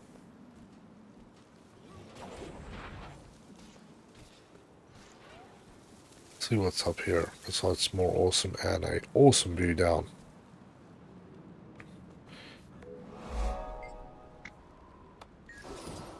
Ooh, snow leopard.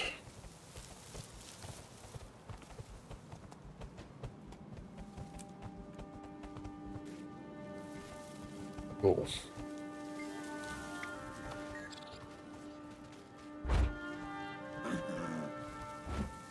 Come on, kill the rabbit. Come on, investigate. Slow. Let's whack this thing, moose.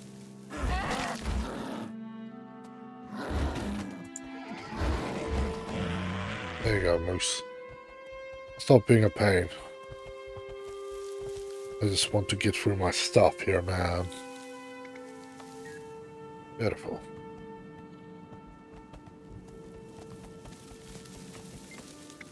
Jeez.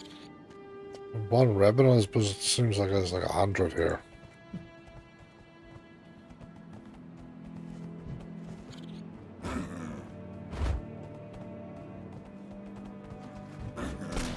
Damn, straight. Hey. See what's around here still. Okay, I don't think they want me to go that far yet. Not that far. Not what is allowed with this spell, but there's still 2 bushes here to investigate. I still haven't seen the cubs. I don't know what the hell that's about, because I really want to see the cubs. I think that would be cute. Okay. The cubs up here. Oh, here's the cubs. I wouldn't have looked up here. I thought they would have been hidden somewhere else, but hey, that makes it easy for me.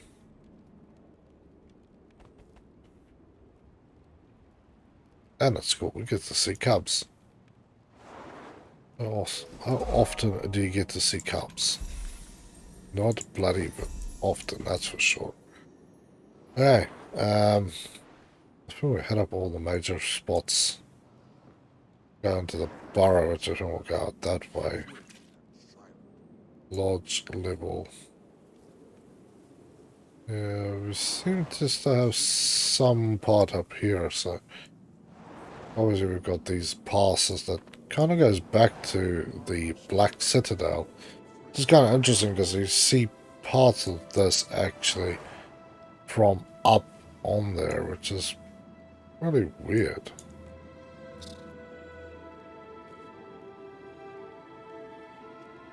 Yeah, let's see if we can find this vista.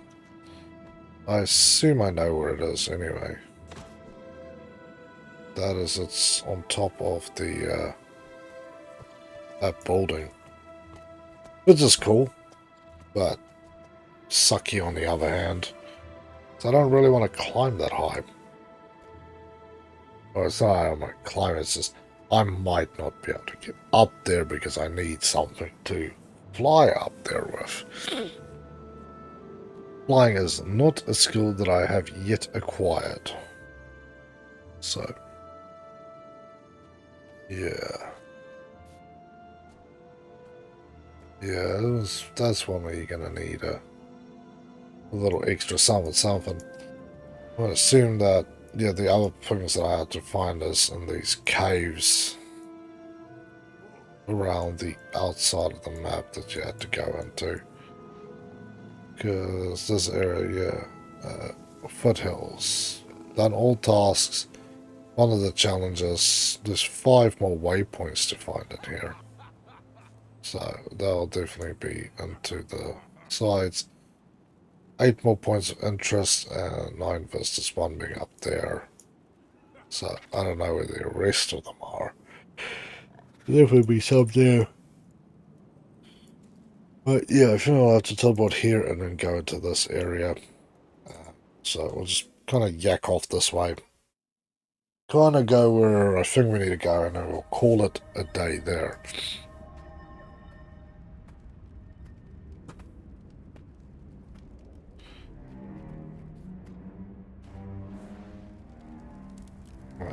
go here. That's copper for us on the way through, which is very useful, not for now, but at some future point. We'll start making stuff and go, I'm so happy that I have copper and I don't have to go harvest it. You always have to harvest stuff, because come on. MMOs and crafting is a never-ending spiral downwards of, I need another 50 of whatever. So...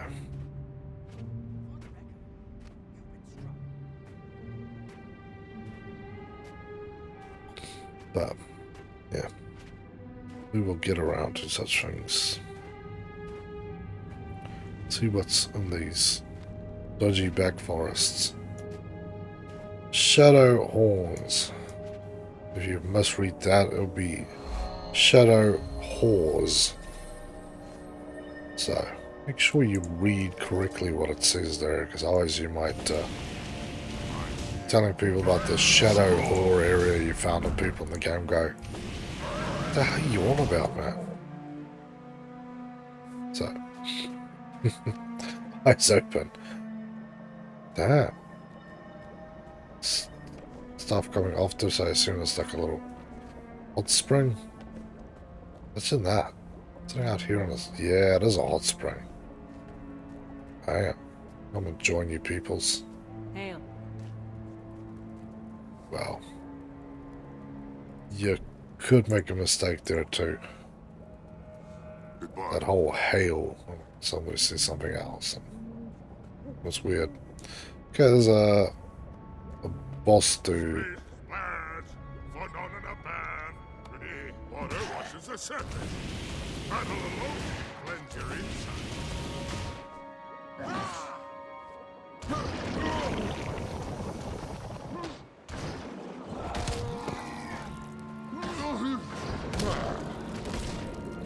This dude is beating my ass. Cool. There we go. Wow. You know what? I feels like I could enjoy this. Oh, cool. Let's stop there. But yeah, I would definitely... This is all one of my sort of bucket lists, to be able to sit in a frozen area. I would love to go to Japan to do this. Sit somewhere in the snow, in a bathhouse, in hot water. Just sit there and just stare at nature and daydream. Well, this is as close as I'm going to get. Well, slaughtering things for their weak as blood. Can I get something with some strong blood? Can I stop getting the weak-blooded things?